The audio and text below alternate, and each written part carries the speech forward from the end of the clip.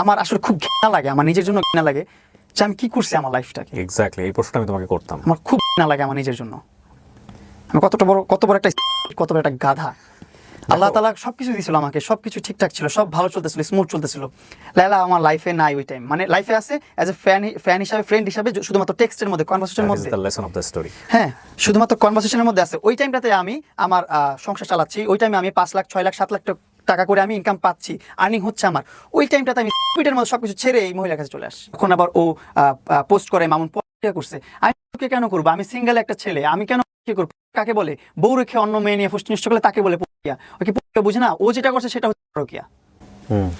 আমাকে অজ্ঞান করে রেখে আমার মোবাইল থেকে সকল প্রকার তথ্য, ব্যক্তিগত ভিডিও, ব্যক্তিগত পিকচার সবকিছু ট্রান্সফার করছি। আমি আমার ভালোবাসার মানুষের জন্য দুনিয়াটা উল্টে দিতে পারবো, আমি দুনিয়া ধ্বংস করে দিতে পারবো, কিন্তু আমার ভালোবাসার মানুষের একটা চুলের ফুটা লাগতে দেবো না, চুল উঠতে দেবো না আমি আমার ভালোবাসার মানুষের। যতক্ষণ পর্যন্ত সেটা প্লিজেন্ট সম্পর্ক থাকে, শান্তিদায়ক সম্পর্ক। একজনের ভুল থেকে যদি আমরা কিছু শিখতে পারি, আমরা কেউই ধোয়া তুলসীর পাতা নই, হ্যাঁ, তাহলে অনেক কিছু শেখার আছে। এখানে আমি কাউকে অ্যাকিউজ করতে চাই না, বাট আমি ডায়াগ্রামটা বের করতে চাই। এটা আমার এক ধরনের এক্সপেরিমেন্টও বলা চলে। আসসালামু আলাইকুম প্রিয় দর্শক এবং শ্রোতা, আল্লাহ সর্বাবস্থায় আমাদের সবার মঙ্গল করুন সেই দোয়া এবং শুভকামনা জানিয়ে শুরু করছি লাইফের একটি এপিসোড। আজকে যাকে গেস্ট হিসেবে এখানে নিয়ে এসেছি, তাকে নিয়ে আপনাদের অনেক বিরূপ মন্তব্য থাকতে পারে এবং তাকে নিয়ে অনেক আলোচনা সমালোচনা হচ্ছে। আজকের এপিসোডটা শুধুই আমার কোয়েরি, মানে আসলে ওকে নিয়ে যে এত আলোচনা হচ্ছে, এত সমালোচনা, কিছুদিনের মধ্যে জেলে চলে যায়, জেল থেকে বের হয়, কিছুদিন পর ওদের ভিডিও বের হচ্ছে। আমি এগুলো খণ্ড ভাবে আমার চোখের সামনে, যেহেতু সোশ্যাল মিডিয়াতে আমি আছি, আমার সামনে এসছে। কিন্তু আমি আসলে আজকের এপিসোডটা শুধুমাত্র আমার ব্যক্তিগত তেষ্টা মেটানোর জন্য আমি ধারণ করছি। এই এপিসোডটা আমি রেকর্ড করতে চাই, আমি জানতে চাই ওর জীবনের গল্পটা আসলে কি। ওকে যেভাবে সোশ্যাল মিডিয়াতে মানুষ চেনে, এটাই কি ওর গল্প, নাকি এর বাইরে ওর কাছ থেকে কিছু জানার আছে? Prince Mamun, right? জি। কেমন আছেন? আলহামদুলিল্লাহ। বয়স কত? আমি তোমাকে তুমি করে বলি, আপনি তুই করে বললেও খুব ভালো লাগবে। সো তোমার বয়স কত? আমার বয়স এখন 22 আর 21 হবে এরকম। 21 বা 22। পড়াশোনা করেছো নাকি ব্রেকআপ চলে গেছে? পড়াশোনা এখন বন্ধ আছে। তোমার 21 বছরের গল্পটা আমি জানতে চাই, ফ্রম ডে ওয়ান, তোমার মেমরি। আমার জন্মস্থান মহাখালী দক্ষিণ পাড়াতেই। আমার বাবা তখন মালয়েশিয়াতে প্রবাসে ছিলেন। আমার বাবা ওইখানে কাজ করতো, অনেক ভালো একটা স্যালারি আসতো। এইখানে আমার ফ্যামিলিটা খুবই সুন্দর ছিল। আমার 2টা ভাই বোন, বাকস বোন প্রতিবন্ধী। আমার মা, আমরা 4 জন ঢাকাতে থাকতাম, আর আমার আব্বু মালয়েশিয়াতে থাকতো। বাকস বোন প্রতিবন্ধী মানে তোমার চেয়ে বড় না ছোট? আমার সিনিয়র দুজনই। সবার বড় হচ্ছে আমার বড় বোন, ও কানে শুনে না, কথা বলতে পারে না। আমার তারপরে ভাই, সেও কানে শুনে না, কথা বলতে পারে না। তারপর আমি সবার ছোট, আমাকে আল্লাহ তাআলা কান মুখ দুইটাই দিয়েছেন, তার জন্য আল্লাহর কাছে লাখ লাখ শুকরিয়া। তারপর হচ্ছে এখানে জন্মস্থান, এখানে আমাদের অনেক ভালো একটা লাইফস্টাইল ছিল, আমাদের কাজের ওয়া ছিল, আমাদের সংসার ছিল খুব সুন্দর। আমার ভাই বোন এই যে শাইখ নাক কান গলাতে পড়াশোনা করতে এসে মহাখালীতে। সো এইভাবে লাইফ চলতেছিল। এর মধ্যে আমার আব্বুর একটা ফ্রেন্ড, যার ভিসার ডেট এক্সপায়ার হয়ে গেছে, পাসপোর্ট এক্সপায়ার হয়ে গেছে, ও পলাতক, ওরে পুলিশ খুঁজতেছে। সো ওই টাইমটাতে আমার আব্বু কি করছে, দেশি মানুষ পেয়ে, আমার আব্বু তো একটু অনেক সরল মনের মানুষ, ওরে কি করছে, ওনার আশ্রয় দিচ্ছে। আশ্রয় দেওয়ার পর ওনাকে অনেকদিন রাখছে, অনেকদিন পালছে ওনার কাছে, ওনার পেস হিসাবে ছিল আমার আব্বুর। তো আমার আব্বু একসাথে থাকে না, বিদেশে অনেক টাকা ইনকাম করার পর একসাথে জোট করে টাকাটা নিয়ে আসে, একটা কিছু করে বাংলাদেশে। আমার আব্বু ওই টাইমটাতে প্রায় আপনার 3-4 বছর কাজ করার পর যে একটা টাকা হয়েছে, ওই টাকাটা বড় একটা অ্যামাউন্ট নিয়ে আমার আব্বু বাংলাদেশে আসবে। ওই টাইমটাতে আমার আব্বুর ওই পিএস, মানে ওই যে লোকটা পালায়া ছিল, ওই লোকটা ওই টাকাগুলো নিয়ে পালায় গেছে। তখনই আমার আব্বুর একটু মেন্টালি প্রেশার পড়ে গেছে, একটু না অনেকটা প্রেশার পড়ছে, যেহেতু 3-4 বছরের উপর যেহেতু টাকা পয়সা সব কিছু নিয়ে পালায় গেছে। তার বিশ্বাসযোগ্য একটা বন্ধু বা পিএস যেটাই হোক, সে নিয়ে পালায় গেছে। তখন বলতে মানে আব্বু তাকে পিএস হিসাবে রাখতো সবসময় তার বাসায়। সে তো আর বাইরে যে কিছু করতে পারতো না, কারণ তার ভিসা এক্সপায়ার, তার পাসপোর্ট এক্সপায়ার। আমার আব্বুর সব কাজ করতো, আব্বুর কাছেই থাকতো ওই লোকটা। আচ্ছা, হ্যাঁ, ওই লোকটা সবকিছু নিয়ে পালায় গেছে। এখন ইভেন ওই লোকটা আমাদের থেকে রিচে, ঢাকা শহরে তার একটা বিল্ডিং আছে, তার একটা বাড়ি আছে মতিঝিলের দিকে, সেই জায়গায় স্থানীয়। কিন্তু ওইটার বিচার এখন হয় না, ওইটা পরে যে প্রসঙ্গে। তো ওইখান থেকে পালা যাওয়ার পর আমার আব্বু একটু মেন্টালি ডিপ্রেস হয়ে যায়, মেন্টালি কী করবে বুঝতেছিল না। আব্বু তাড়াতাড়ি ফ্লাই করে বাংলাদেশে চলে আসছে। বাংলাদেশে আসার পর আব্বু আর বিজনেস করবে বা কিছু করবে, তার মাথায় কোনো কিছু ঢুকতেছে না। ওই টাইমটা তো ওই লোকটার পিছনে দৌড়াইতেছে যে আব্বুর টাকাগুলো কিভাবে উদ্ধার করতে পারবে। তুমি দেখেছো তোমার মেমোরি? আমি তখন অনেক ছোট, তোমার এগুলো পরবর্তী শোনা কথা? হ্যাঁ, আমার শোনা কথা, আমার দেখাও অনেক কিছু আছে। যেটা দেখা হচ্ছে, আমার আব্বুকে ফোন দিয়ে নিয়ে গেছে যে তুই মামলা টামলা যা করছিস আমার কাছে আয়। ওইখান থেকে আমাদের ক্রাইসিস শুরু হইলো। আচ্ছা, মানে ক্রাইসিসটা শুরু হওয়াটা এখান থেকে। আমার আব্বুর টাকা পয়সা নিয়ে যখন আমার আব্বুর বিশ্বস্ত লোকটা পালায় গেছে, তখন থেকে আব্বু কোনো কাজকর্মে মন দিতে পারতেছে না, টাকাটা কিভাবে উদ্ধার করবে সেই আশায় দৌড়াদৌড়ি করতেছে। কিন্তু আব্বু টাকা তুলতে পারে নাই, তারা অনেক প্রভাব খাটাইছে বা টাকার অনেক মিস ইউজ করছে, তাই আব্বু কিছু করতে পারে নাই। আব্বুকে একটা সময় ফোন দিচ্ছে, ফোন দিয়ে বলতেছে তুই আয়, মামলাগুলো তুলে না, আমি তোর টাকাটা ব্যাক করে দিব। আব্বু গেছে, যাওয়ার পর আব্বুকে নিয়ে গেছে মতিঝিলে কোনো একটা ভবনে নিয়ে, ওইখানে বেদরক পিটাইছে।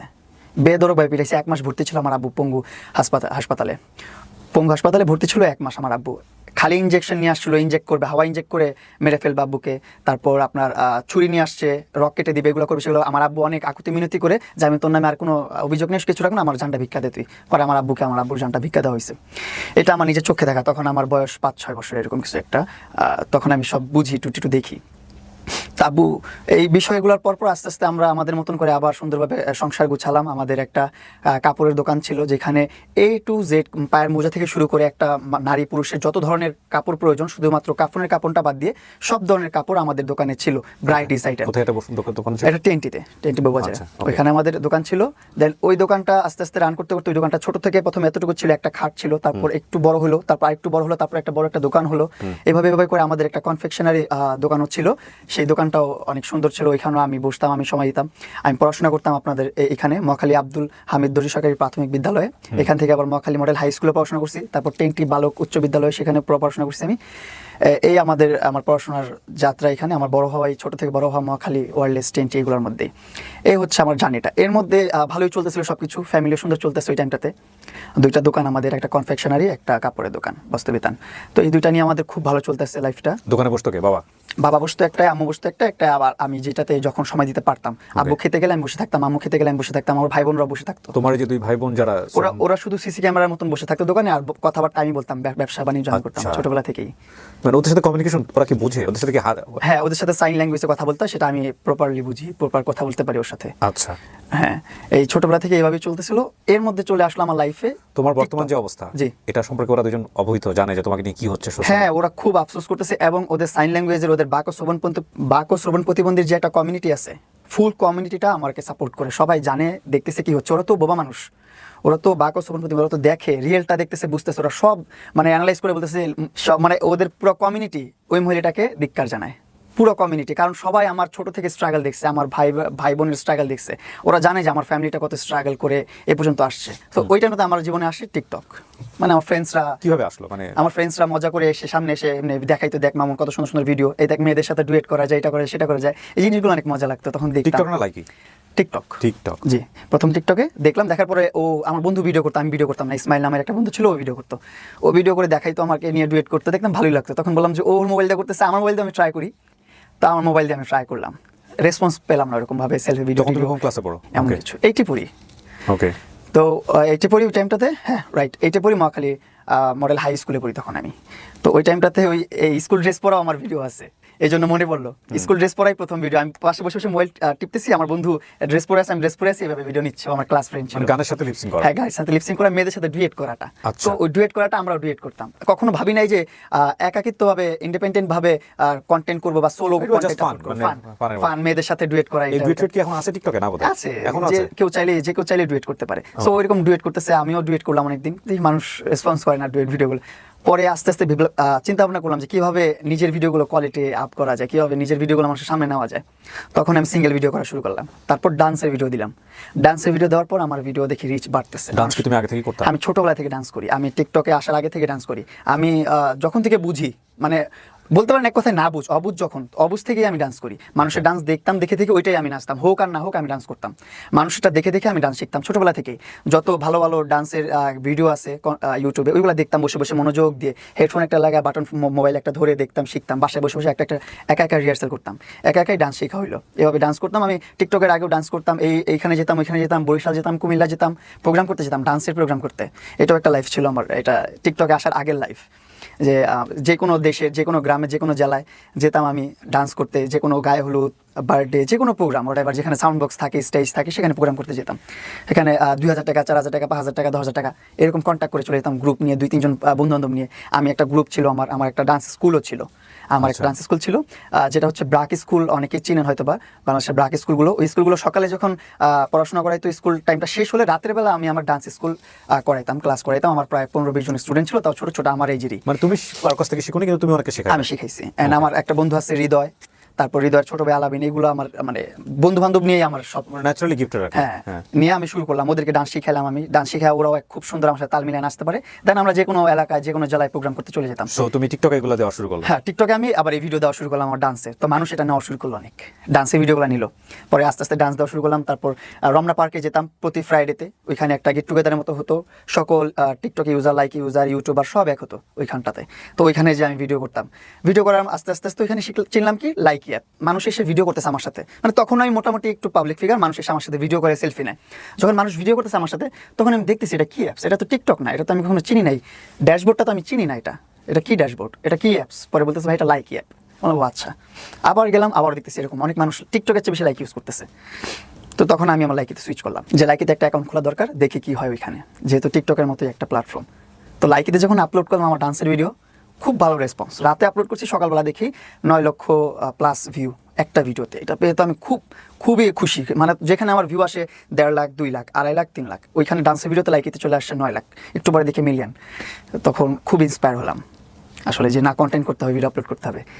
তখন আমি লাইকিতে রেগুলারলি ভিডিও আপলোড করতাম, ডেইলি 15 থেকে 20টা ভিডিও আপলোড করতাম, ডান্সের video, action video, slow motion video. 15 থেকে 20টা? তুমি দোকান টোকান বন্ধ করে দিয়ে এগুলোই করতা? হ্যাঁ, আমি দোকান তো আর আমার দিয়ে চলে না, আমার উপর নির্ভর না। আচ্ছা। আমি হচ্ছে যে টাইম পাস করে, আমি ওনাদের যখন খাওয়ার সময় হতো বা তাদের রেস্ট টাইম হতো, ওই টাইমটাতে আমি দেখার জন্য বসতাম। আচ্ছা। অতটা মেজর আমি না। মানে বাবা বসতো বেসিক্যালি? বাবা বসতো, আম্মু বসতো, দুই দোকানে দুজন বসতো। ওকে। তো এইভাবে চলতেছিল লাইফটা। এই ভিডিও করতে করতে যখন আমি লাইকিতে লাইভ শুরু করলাম, দেখলাম লাইকিতে লাইভের একটা অপশন আছে, যেখানে লাইভ করলে একটা টাস্ক দেওয়া হয় যে তুমি 30 দিনে 15 দিন ইফেক্টিভ ডে লাগবে, 15 দিনে তুমি 20,000 গিফট কাউন্ট করতে পারো, বা 40,000, 60,000, 1 লাখ, 2 লাখ, 50 লাখ, 5 লাখ, যত লাখ ইচ্ছা তোমার কাউন্ট করতে পারো। যেই গিফটটা তুমি রিসিভ করবা তার ডাবল তুমি কোম্পানি থেকে ব্যাক পাবা, আরো মানে টাকা দিবে তোমাকে? টাকা দিবে, রাইট। তারপর লাইক অ্যাপস টাকা দেয়, স্যালারি দেয় ওইটা। তো এটা পেয়ে তো আরো ভালো হলো। প্রথম মাসেই আমার প্রায় 50,000 রিসিভিং হয়ে গেছে। 15 দিন প্লাস, মানে 20-25 দিন ইফেক্টিভ ডে হয়ে গেছে। যেখানে লাগে 15 দিন, আমি 20 দিনের প্লাস দিয়ে দিছি। 40 ঘন্টা লাইভ লাগে, আমি তারও বেশি দিয়ে দিছি। প্রতিদিন 5 ঘন্টা 6 ঘন্টা লাইভ করে ফেলছি আমি। সো এইভাবে আমার লাইভে এক মাসে ইনকাম চলে 160,000 টাকা। এটা পেয়ে আমি আমার বাবা মাকে বলতেছি, বাবা মা সব বাদ দাও, এখানে ব্যবসা বাণিজ্য আর কিছু করা লাগবে না, সব ক্লোজ।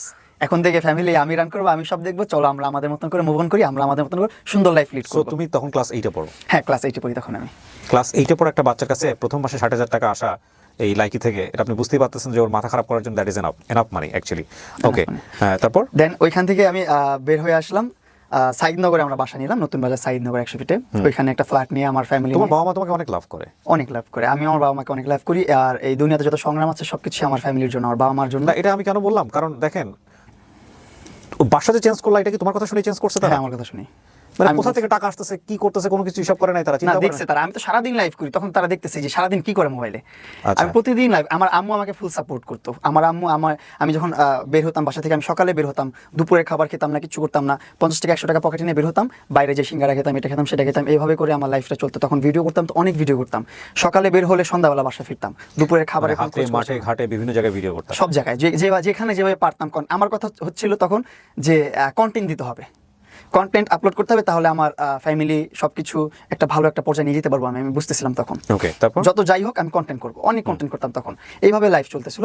বাবা মাকে নিয়ে সুইচ করে ফেললাম, সাইদনগরে ফ্ল্যাট নিলাম একটা, ওইখানে অনেক বড় সড়ো একটা প্রায় 2000 স্কোয়ার ফিটের একটা বাসা নিলাম, নিয়ে ওইখানে আমার বাবা মা নিয়ে থাকা শুরু করলাম 2018 সাল থেকে। জি। এই 2018 সাল থেকে সাইদনগরে আমার বসবাস, আমার ওইখানে ইনকাম দিয়ে আমার ফ্যামিলি রান করা শুরু করলাম। চলতেছিল সব গুড, সবকিছু ভালোভাবে কন্টেন্ট করতেছিলাম, লাইভ করতেছিলাম। কিছু মাসে ছিল আপনার 1.5 লাখ টাকা ইনকাম আসতেছে, কিছু মাসে 2 লাখ, কিছু মাসে 2.5 লাখ। আবার লাস্ট আপনার 2023 সালে আমার একটা অ্যাপ থেকে পেমেন্ট করতো, আপনার স্ন্যাক অ্যাপটার নাম। ওই অ্যাপ পেমেন্ট করতো আমাকে $5,500 এভরি মান্থ। 5,500 অ্যাপের নাম কি? Snack app. কি করে এখানে? সেম ভিডিও আপলোড করতে হয় শুধু। এটা এখন এক্সিস্ট করে? হ্যাঁ, এখন এক্সিস্ট করতেছে না, কারণ এখন আর পেমেন্ট দিচ্ছে না স্ন্যাক অ্যাপ। ওকে, তো ফেসবুকের মতো অবস্থা আর কি। আমার লাইকিতে আমি সর্বপ্রথম বাংলাদেশের 10 মিলিয়ন ফলোয়ার হিট করছি। এটার পর তুমুল আলোচনায় চলে আসি আমি শর্ট প্ল্যাটফর্মে। 10 মিলিয়ন লাইকিতে? হ্যাঁ। লাইকিতে এখন অতটা পপুলার না এখন। লাইকিতে পপুলার না, কারণ আমি যখন আমার এটা ব্যান হওয়ার পর থেকে আমি আর হয়ে গেল কেন? ব্যান হয়ে গেল মাঝখানে ওই যে কিছু কন্টেন্ট ক্রিয়েটার আছে, অপু আছে, আরো কিছু কন্টেন্ট ক্রিয়েটার আছে যাদের মারামারি হয়েছিল, দেন আরো ঝামেলা হয়েছিল, তাকে পুলিশে ধরে নিয়ে গেছে। ওইগুলোর কারণে ওই কন্ট্রোভার্সির মধ্যে আমাকে টেনে নিছে, কারণ অপুর আর আমার একটা কন্ট্রোভার্সি চলতেছিল লাইভে, তর্ক বিতর্ক চলতেছিল লাইভে, কারণ ও ছোট্ট একটা ইউজার, নতুন একটা ইউজার। আর তখন আমার 10 মিলিয়ন প্লাস ফলোয়ার।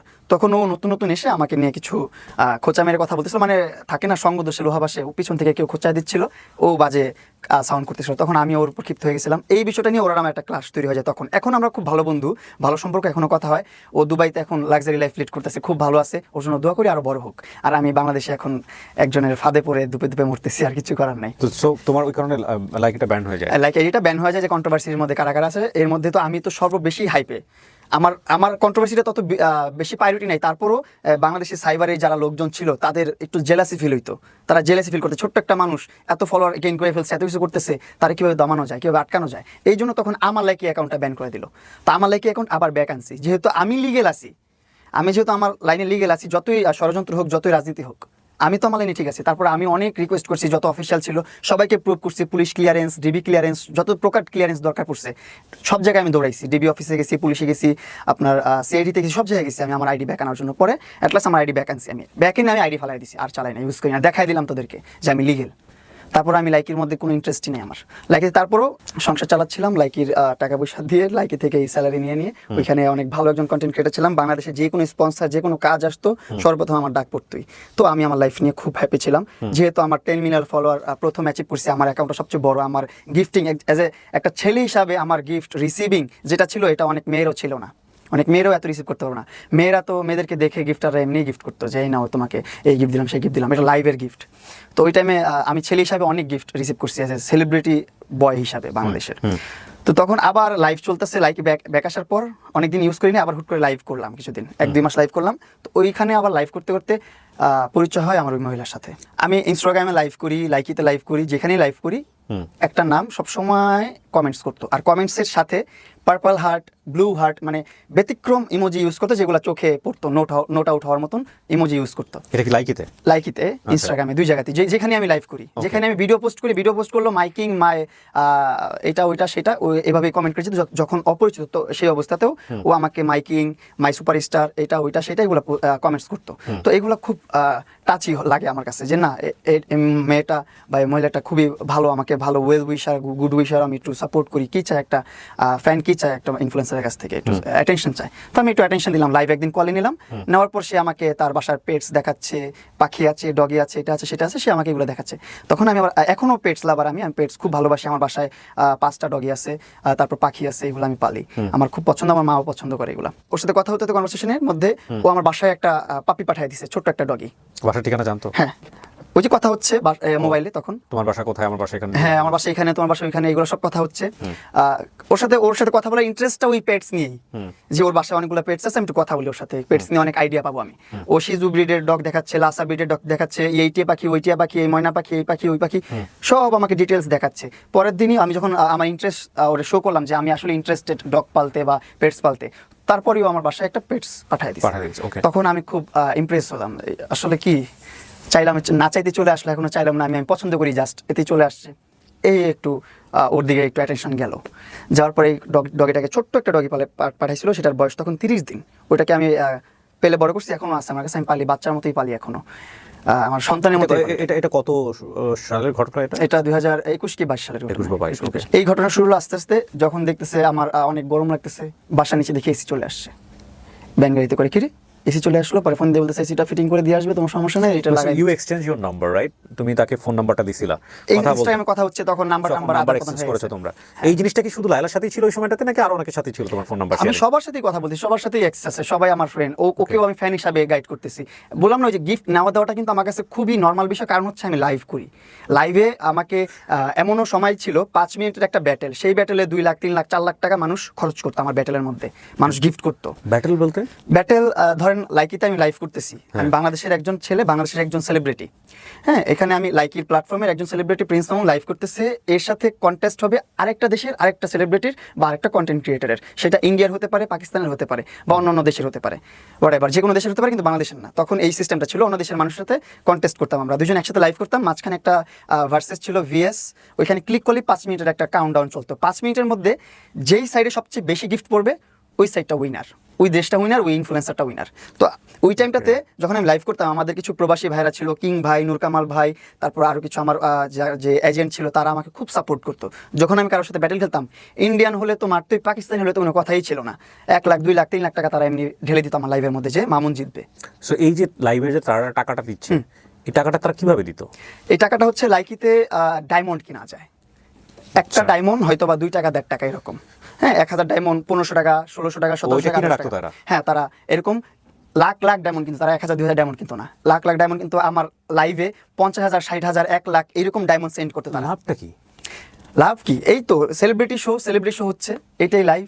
আমার লাইভে ভিউয়ার্স কি আইডেন্টিফাই করতে পারতা যে তোমাকে এত বড় স্টার দিল বা দিল, তাকে তুমি আইডেন্টিফাই করতে পারতা? হ্যাঁ, আমি আইডেন্টিফাই করতে পারতাম। ইভেন আমার ভিউয়ার্স যারা ছিল 2000 3000 ভিউয়ার্স থাকতো, ওরাও আইডেন্টিফাই করতো, তারাও আইডেন্টিফাই করতো যে কে মামুনকে গিফট করতেছে। ধরেন আমি লাইভ করতেছি, আপনি ভাইয়া আয়েশা আমাকে 1 লাখ টাকার একটা গিফট সেন্ড করছেন, এইটা শো করবে আমার লাইভে। আর যে কিবরিয়া বা আপনার অ্যাকাউন্টের নাম যেটাই দিবেন সেটা শো করে এভাবে যাবে। ওই সময় অন এভারেজ তোমার মাসে ইনকাম কত ছিল সবকিছু মিলায়? 2 লাখ 2.5 লাখ, তারপর বললাম না স্ন্যাক অ্যাপ যখন আসছে তখন 6 লাখ 7 লাখ 8 লাখ এরকম করে ইনকাম আসছে। এটা আপ এন্ড ডাউনের মধ্যে থাকে ইনকাম। ইনফ্লুয়েন্সারদের ইনকাম তো কখনো স্থায়ী থাকে না, স্টেবল থাকে না, আপস এন্ড ডাউনের মধ্যে থাকেই। কাজ করলে টাকা, না কাজ করলে টাকা না। এই যে এখন কাজ করতে পারতেছি না, আমি আমার লাইফের হ্যাসেল নিয়ে তো আমি বাঁচতেছি না, কিভাবে কাজ করব, কিভাবে ইনকাম করব। গল্প আমি একটু পরে আসতে চাই। হ্যাঁ, সো তোমাকে জেতানোর করা হতো এবং তুমি বলছিলে যে তুমি গরমে থাকলে হঠাৎ করে তোমার বাসার নিচে এসি চলে আসছে এসি। তখন আরো ইমপ্রেস হতাম আস্তে আস্তে। বেডশিট ভালো না লাগলে বেডশিট চলে আসতেছে, মনিটর ভালো না লাগলে মনিটর চলে আসতেছে, সব চলে আসতেছে। তুমি রেগুলার কথা বলতে তার সঙ্গে ওই সময়টাতে, নাহলে তোমার বাসার বেডশিট নিয়ে জানতো কিভাবে? আমি রেগুলার লাইভ করতাম না, সেটা ঠিক আছে, কিন্তু ধরো তোমার বাসায় যে বেডশিট নাই বা তোমার আমার লাইভে দেখতো। আমি তো 2018 সাল থেকে লাইভ করি, আমার মেইন ইনকামটা তো লাইভ থেকে। সো তোমার লাইভে কন্টেন্ট থাকতো এগুলাই, আজকে যা ইচ্ছা বলতেছি, দেখা গেল বেডশিট না, এটাও লোকজন জেনে যাচ্ছে। হ্যাঁ, ওইগুলো জানানোর বিষয় না, ওইগুলো নিয়ে কথা বলতাম না। লাইভে কথা বলতাম, আমার লাইফস্টাইল নিয়ে আমি কথা বলতাম, যারা লাইভে আসতো ওইখান থেকে আলটিমেটলি পিক করতো বিষয়টা যে ওকে ফাইন, এটা নিয়ে কথা বলছো, আমি এখানে কিছু আমি এমনি গল্প করতাম লাইভে বসে, যেভাবে স্বাভাবিকভাবে গল্প করতাম, মানুষের সাথে কন্টেস্ট খেলতাম, ব্যাটেল খেলতাম, এভাবে করে টাইম পাস করতাম। মানুষ খুব এনজয় পেতো। আমরা পানিশমেন্ট ব্যাটেলও খেলতাম, যেমন আমার সাথে আরেকজন থাকবে সেলিব্রিটি, বাংলাদেশের কেউ একজন বা অন্য কোনো দেশের একজন, তাই সে যদি হেরে যায় আমি যা বলবো তার তাই করতে হবে। বলতাম মাথায় পানি ডালতো, মরিচ খেতে বলতাম মরিচ খেতে। এগুলো মানুষ দেখে অনেক মজা নিত, তাদের টাইম পাস হতো। এইগুলো ছিল আমাদের লাইভের কনসেপ্ট। এই লাইভগুলো মানুষ অনেক মিস করে, মানুষ অনেক দেখতে চায় লাইভগুলো, যে একজনকে পানিশমেন্ট দিবে, মজা করবে লাইভের মধ্যে। আমি কখনো লাইকি দেখি নাই, যে কারণে হয়তো অনেকেই যারা লাইকি ইউজার আছেন তারা হয়তো আমার কোশ্চেনগুলোকে অনেকে বকার মতো মনে করতে পারেন। আমি লাইকিতে একদমই যাইনি কোনোদিন। টিকটকে আমি একেবারেই কম মানে একেবারেই কম। সো আমার খুব একটা আইডিয়া নাই। জি, তারপর এইভাবে আস্তে আস্তে ওর সাথে কথোপকথন, ওর সাথে প্রায় 3 মাস 4 মাস যে কথা বলছি, ওর ফেসটা আমি দেখি নাই কখনো।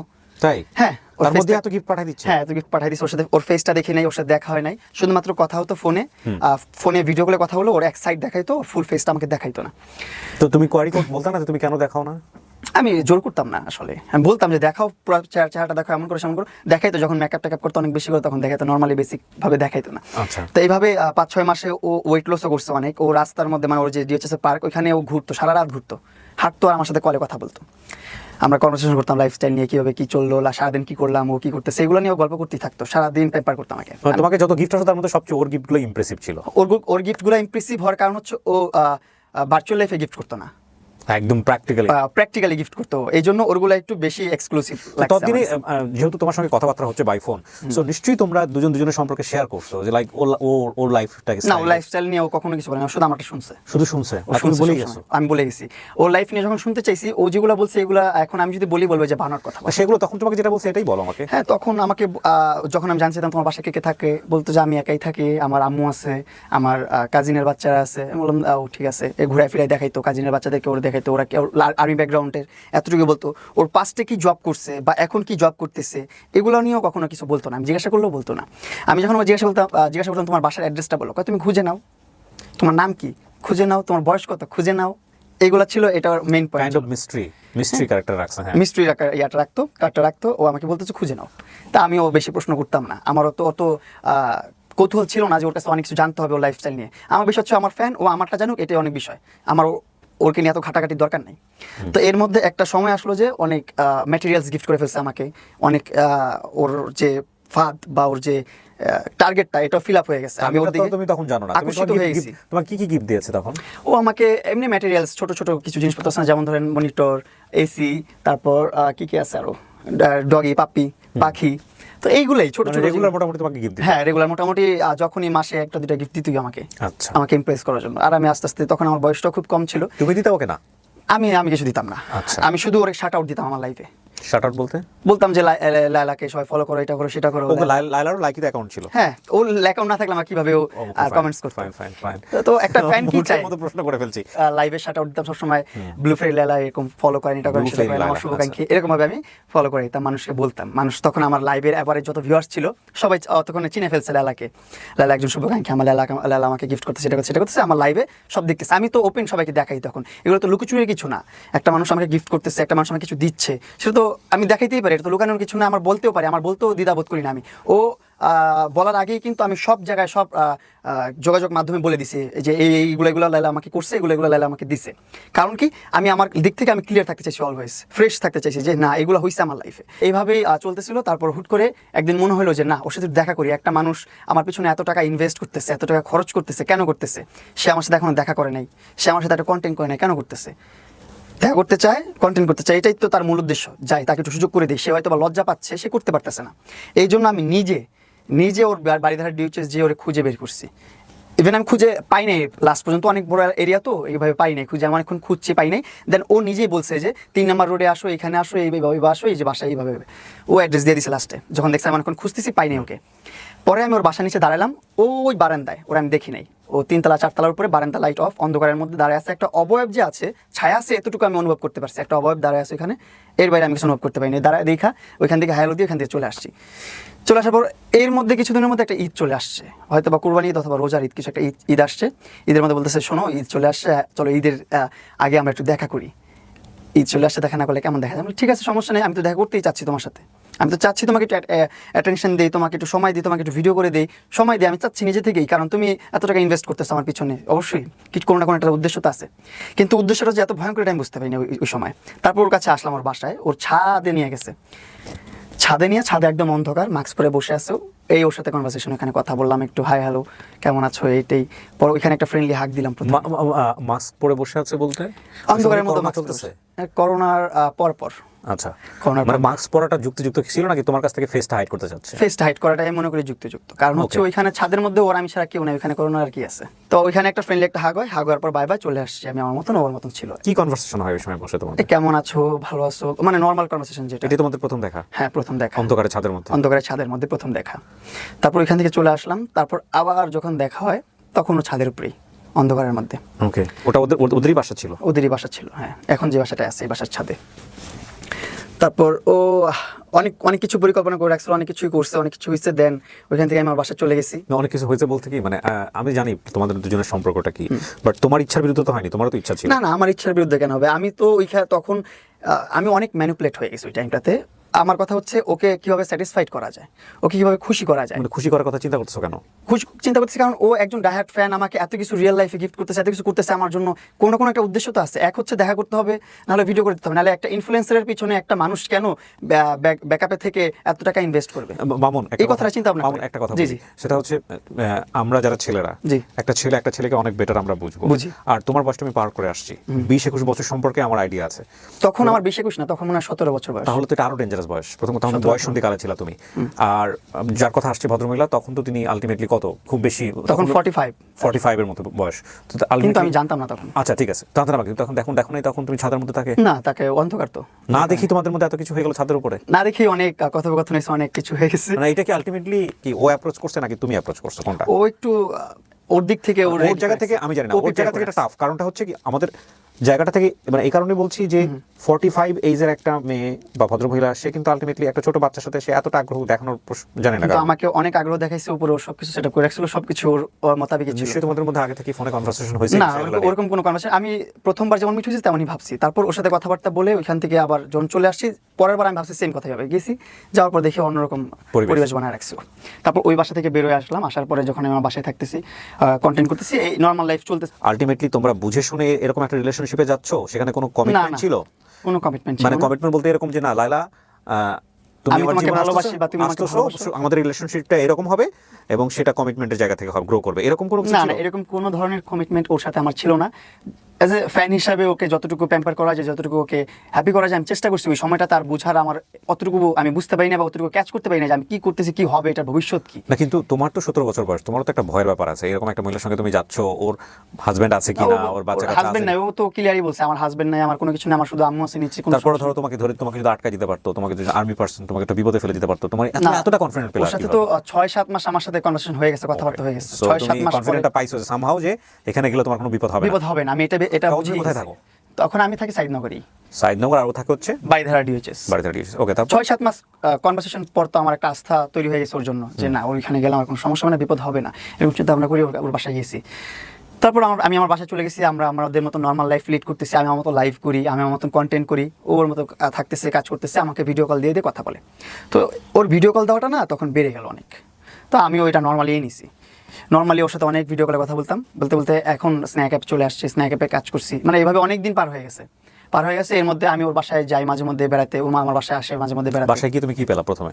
হ্যাঁ, ওর বাসায় গিয়ে তুমি কি পেলা ওখানে? আমি বাসায় যে কিছু পাইনি, আমি জাস্ট যে পাওয়া বলতে যে ওদের বাসার কি কে থাকে? হ্যাঁ, ওর বাসায় যে যাদেরকে পেলাম ওখানে ছিল অনেকগুলো কাজের মেয়ে ছিল। তারপর হ্যাঁ, অনেকগুলো কাজের মেয়ে আছে ওর বাসায়। ও বলছিল একটা ইন্টারভিউতে যে ওর 18 জন কাজের লোক আছে। আসলে ওর এরকম অনেকগুলো কাজের লোক আছে যেগুলা ওর কথায় সবকিছু করে। এখন সবকিছু করে বলতে এই যে আমি যে প্রিভিয়াস লাইভটা করছি, লাইভটা করার আগেই ওর কাজের বুয়া টুয়া যা আছে সব এনে দরজার সামনে এইভাবে ভিড় করে ফেলছে। লাইভে গেছি আর সব দৌড় দিছে, কাজের বোরা দৌড় দিছে, দারোয়ান দৌড় দিছে, নিচে যে লোক ছিল সব দৌড় দিয়ে চলে গেছে, লাইভের মধ্যে চলে গেছে। এতগুলো কাজের লোক বাসাতে? হ্যাঁ। মানুষ কয়জন, কিসে সেবা হয়? তারা মানুষ হচ্ছে আপনার 4 জন। তার জন্য 18 জন কাজের লোক? 18 জন, এখন 18 জন না, একটু কম আছে। আচ্ছা, ঠিক আছে। কিন্তু ওখানে গিয়ে তুমি যা দেখলা সেটাই বলো প্রথম দিন। হ্যাঁ, প্রথম দিন যেটা দেখলাম, আমি দেখলাম ওখানে 4-5 জন কাজের লোক আছে। 4-5 জন কাজের লোক। তারপর ও একটা ছোট বাচ্চা আছে যে একটু মানসিক সমস্যা, ভারসাম্যহীন, মানে একটু হাইপার অ্যাক্টিভিটিস ওর। ওকে, হাইপার অ্যাক্টিভিটি। ওর বয়স কত ছিল ওই সময়টাতে যখন ওকে দেখছো হাইপার অ্যাক্টিভিটিস যে করছে? তার বয়স কত ছিল? ছোট ছিল, এখন তার এজটা কারেক্টলি বলতে পারতেছি না আমি। ওকে, ছোট ছিল, আমিও খুব ছোট ছিল। ছিলাম। না, মেয়ে বেবি? মেয়ে বেবি, দুজনেই মেয়ে বেবি ওর বাসায়। তো ওরে দেখতেছি পেম্পার করার জন্য 3-4 জন আছে। তার সাথে বাসায় পাখি পালার জন্য একজন আছে, ডগি পালার জন্য একজন আছে, এরকম ভাবে 5-6 জন কাজের লোক আছে। তো বাসায় যে দেখলাম ফ্যামিলি টেবিল সব ওকে, ভালো, খুব সুন্দর। ছেলে মেয়ে কয়জন দেখলা? হ্যাঁ, ছেলে দেখিনি একজন। মেয়ে 2 জন ওনার? মেয়ে 2 জন, হ্যাঁ। আচ্ছা, বয়সে তোমার চেয়ে ছোট? বয়সে আমার থেকে 2 জনই ছোট, আর একজন আমার সমবয়সী প্রায়। ও বললো না যে এটা আমার মেয়ে, নাকি কাজিনের মেয়ে বলে দিয়েছে? ওর তখনই বলছে আমার কাজিনের মেয়ে, যে আমার কাজিন আছে। ওর যে হাজবেন্ড ছিল, ছোট হাজবেন্ড, তাকে ওর কাজিন বলছে। আমি বলছি তাহলে ওর ছোট হাজবেন্ড বলতে মানে সেকেন্ড হাজবেন্ড? হ্যাঁ, সেকেন্ড হাজবেন্ডটা কি বেশি আসা যাওয়া ছিল বাসায়, অনেক আসতো। তুমি যখন যেত তখন আসতো? তো আমি এইভাবে প্রশ্ন করতাম যে উনি কে, কি হয় তোমার? বলছে এই হচ্ছে আব্বু, আমার কাজিন হয়। আমি বলি তোর ওনার ওয়াইফ কোথায়? বলছে ওনার ওয়াইফ কানাডাতে। আমি কই তো উনি কি আবার অনেক খোঁচাখুচির জন্য, মানে একটু বের করার জন্য আমি এভাবে প্রশ্ন করছি অনেকদিন পর, এভাবে যে আচ্ছা তোর আব্বু কি আরেকটা বিয়ে করছে, জানার জন্য কিউরিওসিটি জাগছে যে একটু প্রশ্ন করি। বলতেছে আমি এত কিছু জানি না ওনার বিষয়। আমি কই তোমার কাজিন, তুমি তাদের বাচ্চা পালো, তুমি জানো না? মানে বাবার সঙ্গে তোমার কোনো কথোপকথন? না, কখনো কোনো কথোপকথন। তোমার সামনাসামনি হয়েছে কখনো? সামনাসামনি হয়েছে বলতে উনি পাশ কাটায় চলে গেছে, আমাকে দেখলে আমি চলে গেছি, কেউ কারোর সাথে কথা বলি নাই। সে আমাকে দেখছো তার বেডরুমে বসে থাকতে, তার সোফায় বসে থাকতে দেখছে, তার বেডশিটে শুয়ে থাকতে দেখছে, বেডে শুয়ে থাকতে দেখছে, সবকিছুই দেখছে সে। ইন্টারেস্টিং। কিন্তু সে কখনো আমাকে ডাক দিয়ে জিজ্ঞাসা করে না কোনো বিষয়। এই জন্য আমি আরো। তুমি কি জানো পরবর্তীতে ঘটনা কি, কেন এরকম? না, এটা জানতামই না আমি। যখন জানছি তখনই আমার সাথে ওর একটা ঘটনা ঘটে, এটা আমি আস্তে আস্তে। ওকে, তারপরে এই ফ্যামিলি দেখলাম ওর। হ্যাঁ, ওর 2টা কাজিনের বাচ্চা আছে, ওর মা আছে, ও থাকতেছে, তার মানে ও সিঙ্গেল প্রপার। তো আমি আমার মতন লাইফ লিড করতেছি। তখন ও অনেক ডায়েট করছে, বিএলসিসিতে অ্যাডমিট হয়ে আপনার থ্রেটিং মেটিং এটা ওইটা সেটা অনেক কিছু করতেছে, মানে এইজ লুকানোর জন্য। আর এইজ ওরে আপনার সামনাসামনি দেখলে আপনি বুঝবেনই না ওর এত এইজ। ও এতভাবে মেনটেন করছে নিজেকে এমনভাবে মেনটেন করে। এখন কিছু প্রিভিয়াস কিছু ইন্টারভিউ দেখবেন যেখানে ওরে বোঝা যেতেছে কিছুটা। তো এইভাবে চলতেছে। আমি আমার মতন আমার বাসায় আসি, যাই, এইভাবে ভালো একটা সম্পর্ক, ভালো একটা বন্ডিং। তখন তোমাদের আলটিমেটলি রেগুলার যাওয়া আসা হয়? You guys acting like a boyfriend girlfriend? না, তখন নরমাল। হ্যাঁ, নরমালের মধ্যে অ্যাবনরমাল রিলেশনশিপ মোটামুটি এরকম আর কি। তো আমি আমার বাসায় থাকি, তখন স্ন্যাক অ্যাপ থেকে একটা বড় একটা অ্যামাউন্ট আসছে 2-3 মাসে, প্রায় আপনার 16-17 লাখ টাকা আসছে আমার। আসার পর আরো এমনি তো আরো স্পন্সর লাইকি এইটা ওইটা সেটা সব মিলে আপনার অনেক ভালো 20-25 লাখের উপরে একটা অ্যামাউন্ট চলে আসছে আমার কাছে। আমি আরেকটা জিনিস একটু জানার জন্য, সেটা হচ্ছে যে এই যে ওনার বাসায় তুমি রেগুলার যাচ্ছ এবং ওনার বাসায় তোমরা যে এক ধরনের সম্পর্কের মধ্যে আছো, এটা কি ওই বাসার আর কোনো মেম্বাররা জানতো? সবাই তো দেখতেছে আমি আসতেছি, কাজের লোক ছাড়া? সবাই জানে। মা বা হ্যাঁ, তার আম্মুও দেখছে, তার বাচ্চারাও দেখছে, তার মেয়ের সাথেও আমার পরিচয় হয়েছে, তার মেয়ে আমাকে এইসব ভাইয়া বলে। কি পরিচয়, মানে পরিচয় তার কাজিন, আমার ভাই বোন, আমার বোন। বাট তোমাদের ইন্টিমেসি দেখে তো আলটিমেটলি পুরো দুনিয়ার লোকজনই জানে যে আলটিমেটলি তোমাদের সম্পর্ক এরকম না। মানে তারা আমার ভাই বোন সম্পর্ক। মায়ের জায়গা থেকে ওনার মায়ের জায়গা থেকে তোমার সাথে সম্পর্কটা কেমন ছিল? ওনার মা তোমাকে কি হিসেবে দেখতো? ওনার মা আমার সাথে কথা বলতো না, ওনার মার সাথে আমি কথা বলতাম না, কিন্তু ওনার মেয়েদের সাথে আমার কনভারসেশন হতো। ওনার মেয়েরা আমাকে ভাইয়া বলে ডাকতো, আমি তার মেয়েদেরকে বোন বলে ডাকতাম। ইভেন এখন আমার কাছে প্রুভাস কনভারসেশন আছে, তার মেয়ের সাথে কনভারসেশন যেটা, সেখানে আমাকে ভাইয়া বলে সম্বোধন করে সবসময়। আর আমি মেয়ে যে ভাইয়া বলে ডাকতো, ওনার বয়স কত? মেয়েটার কিসে পড়ে এখন? এ লেভেল। এই লেভেল দিচ্ছে? ও লেভেলের পরে এই লেভেল, কিন্তু মানে ইন্টারমিডিয়েটের বয়স। হ্যাঁ, এই লেভেল দিচ্ছে এখন তার মেয়ে যখন আমাকে ভাইয়া বলতো, তখন তো আমি আরো ভরসা পাইছি যে আসলেই তাহলে কাজিনের বাচ্চা, কেন আপন মেয়ে তো কখনো আমাকে মেয়ে ভাইয়া বলে ডাকতে পারবে না। যদি তার আপন মেয়ে হয়, সে কিভাবে আমার ভাইয়া ডাকবে? সে আমাকে আঙ্কেল ডাকবে, চাচ্চু ডাকবে, কিছু একটা ডাকবে, এরকম কিছু। সমবয়সী যাই হই, তারা যেহেতু আমাকে ভাইয়া ডাকতেছে, তার মানে লালা তার আপন মানা, বা তার আসলে সে অ্যাডোপ আনছে, তার কাজিনের বাচ্চা সে পালতেছে। এইটুকু আস্থা আমি পেয়ে গেছি এখানে, তার বাচ্চা না। চলতে চলতে একটা সময় কি হলো, যে আব্বা আম্মুকে আমি অনেক বড় একটা অ্যামাউন্ট দিলাম, বললাম যে আব্বা আম্মু যাও তোমার একটা বাড়ি করো। আব্বা আম্মু বলতেছিল অনেকদিন ধরে যে একটা বাড়ির প্রসঙ্গ আমি বহুবার তোমার জায়গাতে এগুলো শুনেছি, তুমি বলেছো, ঠিক আছে, ওটা আমি জানি। কিন্তু যেহেতু অনুষ্ঠানটা শুধুমাত্র আমার কোয়ারি থেকে আমি করছি, সুতরাং আমি অনেক মানে ডেপথে যাওয়ার চেষ্টা করছি যে আসলে এগুলো কিভাবে সম্ভব। দেখো, তোমার আর ভদ্রমহিলার যে সম্পর্কটা, সেটা তো আলটিমেটলি নর্মাল সম্পর্ক না। না, এইটা আবার তুমি বলছো যে ওনার বাসায় যে বাচ্চা আছে সে এ লেভেলে পড়ে, তাহলে তার জায়গা থেকেও তো বিষয়টা বোঝার কথা। সে তো তোমাকে সহজভাবে নেওয়ার কথা না, মানে বিষয়টা তো এরকমই হওয়ার কথা। নিশ্চিত আমি আপনাকে দেখাই, আমি এখন না না না, ওটা আমার দেখাতে হবে না, কিন্তু নিল কিভাবে সহজ করে? আপনার কোয়ারিটা সহজ হয়ে যাবে যদি আপনি ছোট্ট একটা টেক্সট দেখেন না, আপনার কোয়ারিটা সহজ হয়ে যাবে। মানে তুমি সহজভাবে নিলা কিভাবে এটা বলো, তোমার তো আনাজি লাগে। আমাকে ভাই বলে ডাকছে, আমি তো সহজভাবে নিব, আমি তো তখন ছোট মানুষ, আমি তো অত কিছু বুঝতে পারিনি। না না না, আমার প্রশ্নটা একটু বোঝার চেষ্টা করো প্রিন্স। দেখেন, ওর কিন্তু এই যে একটু দেখেন, আচ্ছা, হ্যাপি বার্থডে ভাইয়া, কংগ্রেচুলেশনস ভাইয়া, একটু কনভারসেশন, কিন্তু এটা ওনার মেয়ের নাম্বার থেকে। ওকে, নাম কি ওর? ইয়েস। Okay fine. আমি একটা জিনিস একটু বলি, সেটা হচ্ছে যে সে তোমাকে ভাইয়া ডাকতেছে, এবং তুমি তাকে মনে করতেছো সে হচ্ছে ভদ্রমহিলার কাজিনের বাচ্চা, কিন্তু সে তোমাকে ইজিভাবে নিল। হ্যাঁ, ইজিভাবে নিয়েছে। আর ওর ডিপ রিলেশনে কিন্তু এখনো যাইনি আমরা, লাইলার সাথে এখনো কোনো ধরনের সম্পর্ক আমরা বেডে শুয়ে আছো বলে একটু আগে বলতেছিলাম, তার বিছানায় শুয়ে আছো বাইরে, এইটা সম্পর্কে এখনো যাইনি, এখানে যাইনি এখনো। মানে ওর বাসায় এমন কিছু করো নাই যেটা ওর বাচ্চারা তোমাকে সন্দেহ করতে পারবে? ওইভাবে যাইনি এখনো। এই যাবো ওই যে আমার আব্বা আম্মুকে গ্রামে পাঠানোর পর। আচ্ছা হ্যাঁ, তারপর একটু সামনে দিকে আব্বা আম্মুকে, তারপর আমি টাকা পয়সা দিয়ে। আমি না আজকে সত্য একটা কথা বলি, আপনারা যারা আমাদের এই অনুষ্ঠানটা নিয়ে বিরূপ মন্তব্য করবেন, বাজে মাঝে কমেন্টস করবেন, তাদেরকে একটু বিনয়ের সঙ্গে একটা কথা বলে দিতে চাই। সেটা হচ্ছে, আমার খুবই কোয়ারির জায়গাটা হচ্ছে যে এইরকম একটা পপুলার ফিগার, সে যেমনই হোক না কেন, সে কিভাবে এইরকম একজন ফ্যানের সাথে ইন্টিমেট হলো, এবং এই ইন্টিমেসির জায়গাটা থেকে এতটা স্প্রেড আউট কিভাবে হলো বিষয়গুলো, কেন হলো, এই জায়গাটা হচ্ছে আমার কোয়ারির জায়গাটা। আপনারা এখানে কেউ সুগার মাম্মি, সুগার ড্যাডি বা ওদেরকে নিয়ে যা ইচ্ছা বলেছেন, সেটা আপনাদের বিষয়, কিন্তু আমার কোয়ারির জায়গাটা এটা। এবং এখান থেকে আমি দেখতে চাই যে আসলে আমাদের কিছু লার্নিংয়ের বিষয় আছে কিনা।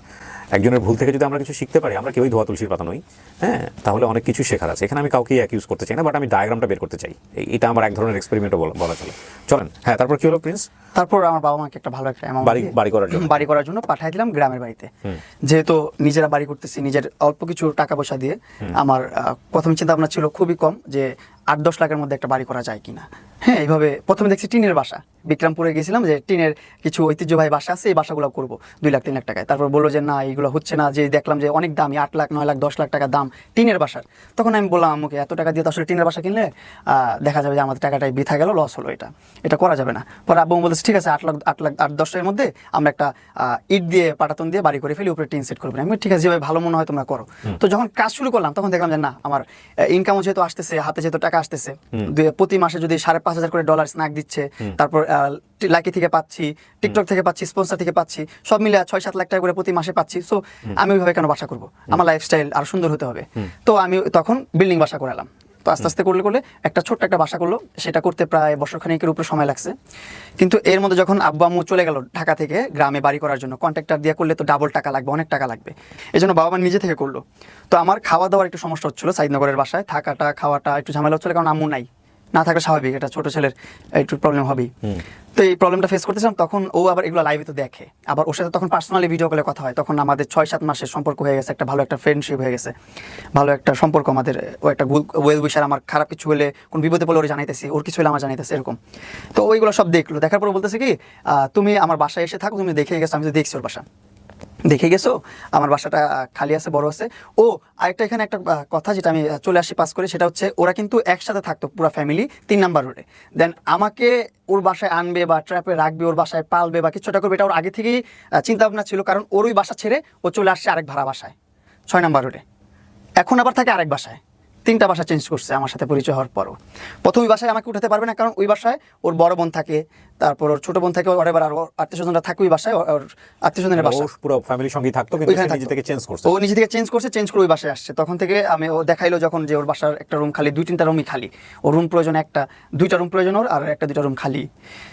তো আমাকে বলতেছে তুমি আমার একটা রুম ইউজ করতে পারো, আর এখানে আমার সমস্যা নেই, কাজের লোকটোক আছে, তোমাকে ওরা হ্যান্ডেল করতে পারে, তোমাকে ওরা প্যাম্পার করতে পারে, তুমি টেনশন নিও না, ভালোভাবে এখানে থাকো। আবার আঙ্কেল আন্টি যখন চলে আসবে তখন তুমি তোমার বাসায় চলে যেও। তখন আমার মাথায় আর এত কিছু কুলায় নাই, আমি যতটুকু শুনছি বুঝছি, হ্যাঁ ঠিক আছে তাহলে রাইট, ওকে তুমি ভালো বুদ্ধি দিছো, আমি তোমার বাসায় যাই। ওর বাসায় যাই, যাওয়ার পর ওর বাসায় থাকা শুরু করলাম ফার্স্ট।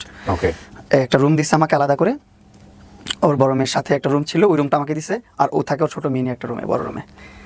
তো এর মধ্যে মাঝে মধ্যে আসা যাওয়া করতাম, আমার রুমের মধ্যে আসতো, ওর রুমে যেত, আমার রুমে আসতো যেত। এর মধ্যে আমাদের আসলে সম্পর্কটা আস্তে আস্তে ঘনিষ্ঠ শুরু হলো এইভাবে। এক বাসায় থাকলে যেটা হয়, হ্যাঁ এক বাসায় থাকলে যেটা হয় আর কি, ও যেটা প্ল্যান করছে ওটাই হচ্ছে। তো আস্তে আস্তে সম্পর্ক ঘনিষ্ঠ হচ্ছে হচ্ছে হচ্ছে হচ্ছে এর মধ্যে আমার আব্বু আম্মু চলে আসছে আমাদের। কোন কি তার আগ পর্যন্ত কি তোমাদের কোনো ওয়ার্ড ছিল যে না, like কোনো আমরা word এই সম্পর্কটাকে না, সামনের দিন এদিকে নিতে চাই? কোনো ধরনের ওয়ার্ড ছিল না, কোনো ধরনের কমিটমেন্ট ছিল না, ওর সারা জীবনে কোনো ধরনের চাহিদা ছিল না। আমি কোরআনের উপর হাত রেখে বলতে পারবো আমাদের যে পবিত্র ও তোমাকে বলে নাই যে তুমি যে এই জিনিসটাতে ইনভলভ হলা বা আমি যে জিনিসটাতে ইনভলভ হচ্ছি এটা ভবিষ্যতে বৈবাহিক সম্পর্কে নিতে হবে বা এটা না, এইভাবে কোনো কমিটমেন্ট ছিল না। ও আগে থেকে বলে রাখলে এরকম কোনো কিছু হইতোই না। সো আলটিমেটলি ওর জায়গাতে কোনো সেট ছিল না, আর তোমার জায়গাতে কোনো সেট হতেই পারে এরকম কোনো কিছু? হ্যাঁ হতেই পারে। তো তোমার লাইফে কেউ ফার্স্ট?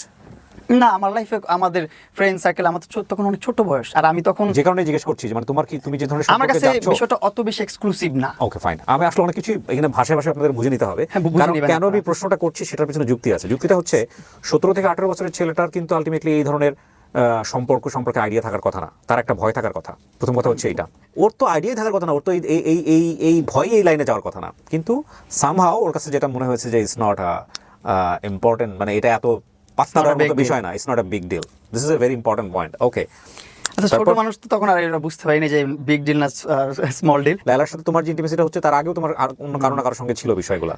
নরমাল এই বিষয়টা। ওকে, তারপরে আস্তে আস্তে এই তো আমার গ্রামে বাড়ি কাজ চলতেছে, কাজ চলার পর আম্মু যখন চলে আসলো তখন আমি আবার সাইদনগর চলে গেছি, আমার বাসায় চলে গেছি, যে আব্বা আম্মু চলে আসছে, আমি আমার মতো থাকি, আবার চলে গেছি। যাওয়ার পর তখন থেকে শুরু হলো ইমোশনাল ব্ল্যাকমেল। কিরকম? তুমি আমার বাসায় ছিলা, এতদিন ছিলা, তোমাকে দেখে দেখে ঘুমাতাম, ঘুম থেকে উঠে তোমাকে দেখতাম, এখন ভালো লাগে না তোমাকে ছাড়া কি করবো, এটা করবো সেটা করবো। তো এরকমভাবে ব্ল্যাকমেল শুরু করলো আস্তে আস্তে। তাই আমি যখন নাচতেছি তখন দেখা যাচ্ছে ও হাত কেটে ফেলতেছে, কিছু খেয়ে ফেলতেছে লিকুইড জাতীয়, খেয়ে সুইসাইড করতে চাচ্ছে। আমি বাঁচবো না তোমাকে ছাড়া, তুমি এতদিন ছিলা, ভালো লাগতেছে না। ছিলাম প্রায় আপনার 3 মাস 4 মাস 5 মাসের মতো ছিলাম আমার বাসায়। ওই সময় তুমি কন্টেন্ট বানাতে কিভাবে? তখন আমার কন্টেন্ট থেকে সবকিছু থেকে আমি লেজি হয়ে গেছি, একদম দূরে চলে আসছি, ওরকমভাবে কন্টেন্ট করি না। ওকে, এই সময় সাপোর্ট দিত কে তোমাকে ইকোনমিক্যালি? ওই দিত?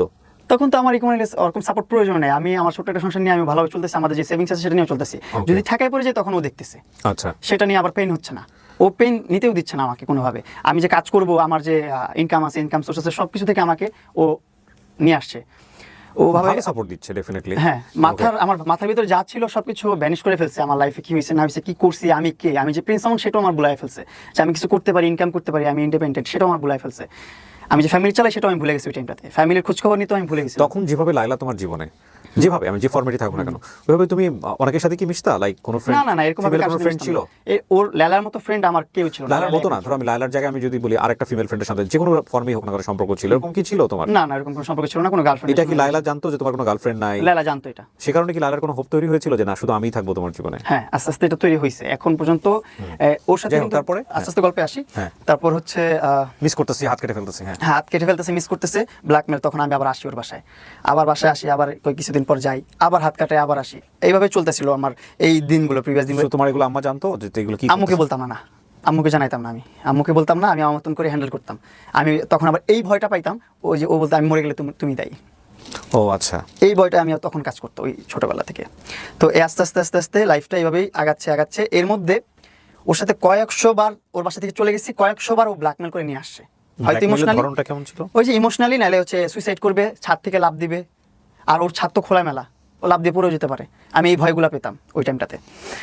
এইগুলো কখনো কি তুমি জানো না যে ওর দুইটা হাজবেন্ড? না, তখন আমি জানি না, তখন আমি জানি না। তখন আস্তে আস্তে যখন দেখলাম ও আসলে আমাকে এতটা ভালোবাসে, ও এমন বলছে যে আমি জীবনে রিলেশনও করি নাই, আমার আর্মি ব্যাকগ্রাউন্ড, আমার বাবা মা খুবই স্ট্রিক্ট, আমাকে একটা ছেলের সাথে বাইরে যেতে দেয় নাই।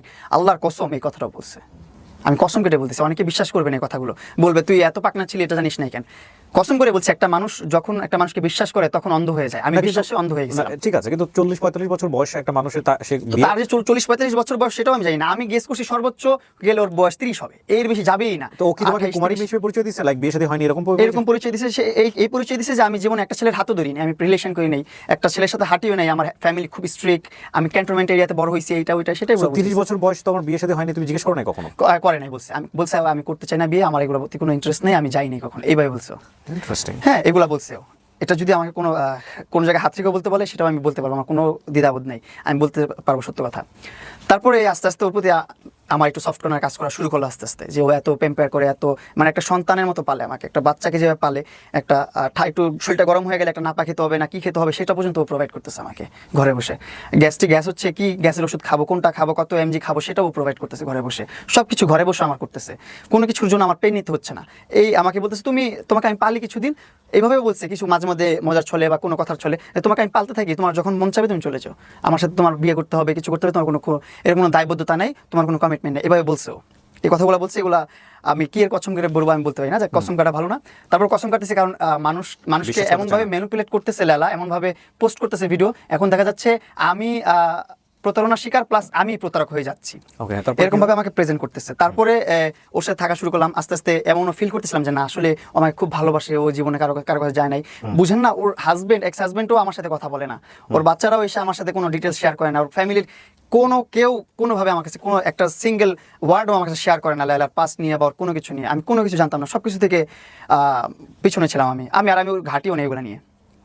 তো এইভাবে আস্তে আস্তে রিলেশন শুরু হলো, আমি আস্তে আস্তে উইক হইলাম ওর প্রতি, না ওর সময় দেওয়া শুরু করলাম, যে এক সময় ভাবলাম যে ঠিক আছে যাক সমস্যা নেই, ওর সাথে সংসার করা যায়। আমার সংসারের কথা চিন্তা করছো? করে ফেলছি, আমি ভাবছি ও কিন্তু কখনো আমায় বলে না তোমার বিয়ে করতে হবে, এটা করতে সেটা করতে। আমি নিজ থেকে বলছি ঠিক আছে তুমি আমাকে পেম্পার করে এটা করো সেটা করতেছো, সব কিছু করতেছো, আমার লাইফস্টাইল গুছাচ্ছ।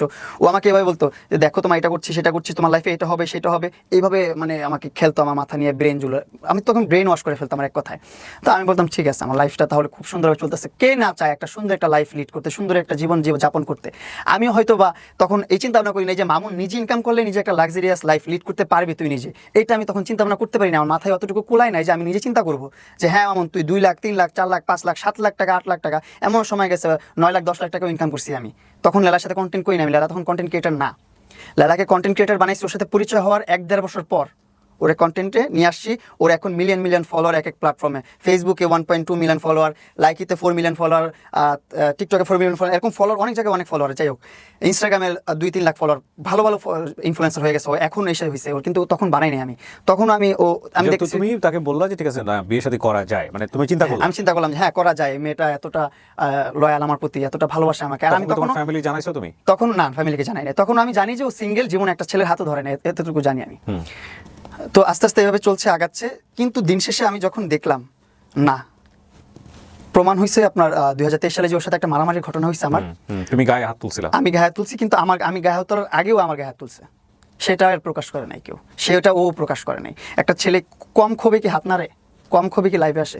যাই হোক, ওর সাথে তখন একটা পার্টিতে গেছি, একটা অনুষ্ঠানে গেছি, অনুষ্ঠান থেকে যখন ব্যাক করার পর ওর সাথে ওর ছবি নিয়ে ওর হাজবেন্ডের যে প্রুফগুলো যেগুলো আছে, এগুলো তুমি জানলে কিভাবে? এগুলো আমি ও যখন আমার মোবাইল স্টক করছে, যখন আমি বারবার চলে যাই দেখতেছে মরার ব্ল্যাকমেল করতেছে, সেগুলো দেখেছি হচ্ছে না, তখন আমার মোবাইল থেকে হাতায় হুতায় যত ছবি আছে 5টা সবকিছু বের করে এগুলো রাখছে। আমি তখন আমার অনেক খারাপ লাগছে যে আমি তোমার কখনো তোমার এইজটা নিয়ে প্রশ্ন করি না, যখন তুমি তোমার এই জিজ্ঞাসা করি তখন তুমি বলো তুমি খুঁজে নাও, আমিও খুঁজতে থাকি একা একা। আমি তো মোবাইল ঘাটি না, প্রাইভেট কোনো জায়গায় ঢুকি না। তোমার প্রাইভেট মোবাইল তোমার থাকতে পারে, ব্যক্তিগত অনেক কিছু। মানে যে মোবাইল স্টকিং এর ব্যাপারটা কি লাস্ট টাইমের কথা বলতেছ নাকি এর আগেও করছে, এর আগেও অনেক করছে, এর আগেও অনেক নিউজ প্রেজেন্টারদের কাছেও এগুলা পাঠিয়ে রাখছে অনেক আগে থেকে। আচ্ছা হ্যাঁ, তো তারপরে এটা তো এত একদিনের ঘটনা না। প্রথম যেটা হলো যে তোমাদেরকে আমরা সামাজিক যোগাযোগ মাধ্যমে চেনা শুরু করলাম, দুজন একসাথে মুভ করা, তারপরে ওর সাথে যখন ওই মনে করলাম যে না থাকা যায়, তারপর আস্তে এবং আস্তে বিয়ে শাদী করব, তখন ওর কন্টেন্ট করে দেওয়া শুরু করলাম। ওর কন্টেন্ট করে দিয়ে যে ভাবলাম ওর একটু প্রতিষ্ঠিত করে দিই অনলাইনে, ও আর আমি মিলে একসাথে কিছু একটা করবো অনলাইনে, ভালো কিছু করবো, ভালো কিছু দেখানো যাবে, ভালো আর্নিংও করা যাবে সোশ্যাল মিডিয়া। তোমার মাথায় আসা উচিত না? তোমার বয়স 17, ওর বয়স 30, তোমাদের ডিফারেন্স হচ্ছে 13 বছরের বেশি সময়। অন্ধ হয়ে গেছে আমি তখন। 13 বছর না, ওর আমার বয়স প্রায় না 30 তুমি জানো, 30 তুমি জানো, যে কারণে তোমার জানার জায়গা থেকে আমি প্রশ্নটা 13 বছরটা আমার কাছে খুব নরমাল লাগছে। 10-13 বছর এগুলো থাকে। বাংলাদেশের সোসাইটি কিন্তু এটা বিশাল রকমের চ্যালেঞ্জ ফেস করতে হবে। তোমার এটা মাথায় আসে নাই যে এই একটা ভদ্রমহিলাকে নিয়ে আমি মুভ করবো? প্রথমে কিন্তু আমি এগুলো চিন্তা ভাবনা করি না যে ওর সাথে আমি একটা রিলেশনে যাবো বা ওর সাথে একটা ভবিষ্যৎ পরিকল্পনা করবে, এরকম কোনো চিন্তা ভাবনা আমার। তোমার তার আচরণ দেখে ভালো ছিল, হ্যাঁ, সে আমাকে ম্যানিপুলেট করে ফেলছে তার সাথে চলার জন্য, তার সাথে থাকার জন্য, তার সাথে সংসার বাঁধার জন্য সে অলরেডি করে ফেলছে। ম্যানিপুলেট কেন বলতেছো? সে তো তোমাকে এখনো ভালোবাসে। তোমার জন্য সে ভয়ঙ্কর লেভেলের ক্রেজি। এটা ভালোবাসা। ম্যাড লাভ বলে একটা ছবি আছে, তুমি যদি এখন ম্যাচিউর হয়েছো দেখে নিও সময় পেলে। ম্যাড লাভ বা ম্যাড জোয়ান, সম্ভবত ইতালিয়ান ভাষায়, মানে বিভিন্ন রকমের ভালোবাসা। জেল খাটানো তো নর্মাল বিষয়, মেরে পর্যন্ত ফেলে। তুমি জানো লাভে বিভিন্ন ফর্ম আছে, হয়তো তুমি জানো না। যাই হোক, শোনো, তোমার জন্য যদি সে ক্রেজি না হইতো তাহলে সে এত কিছু করতো না।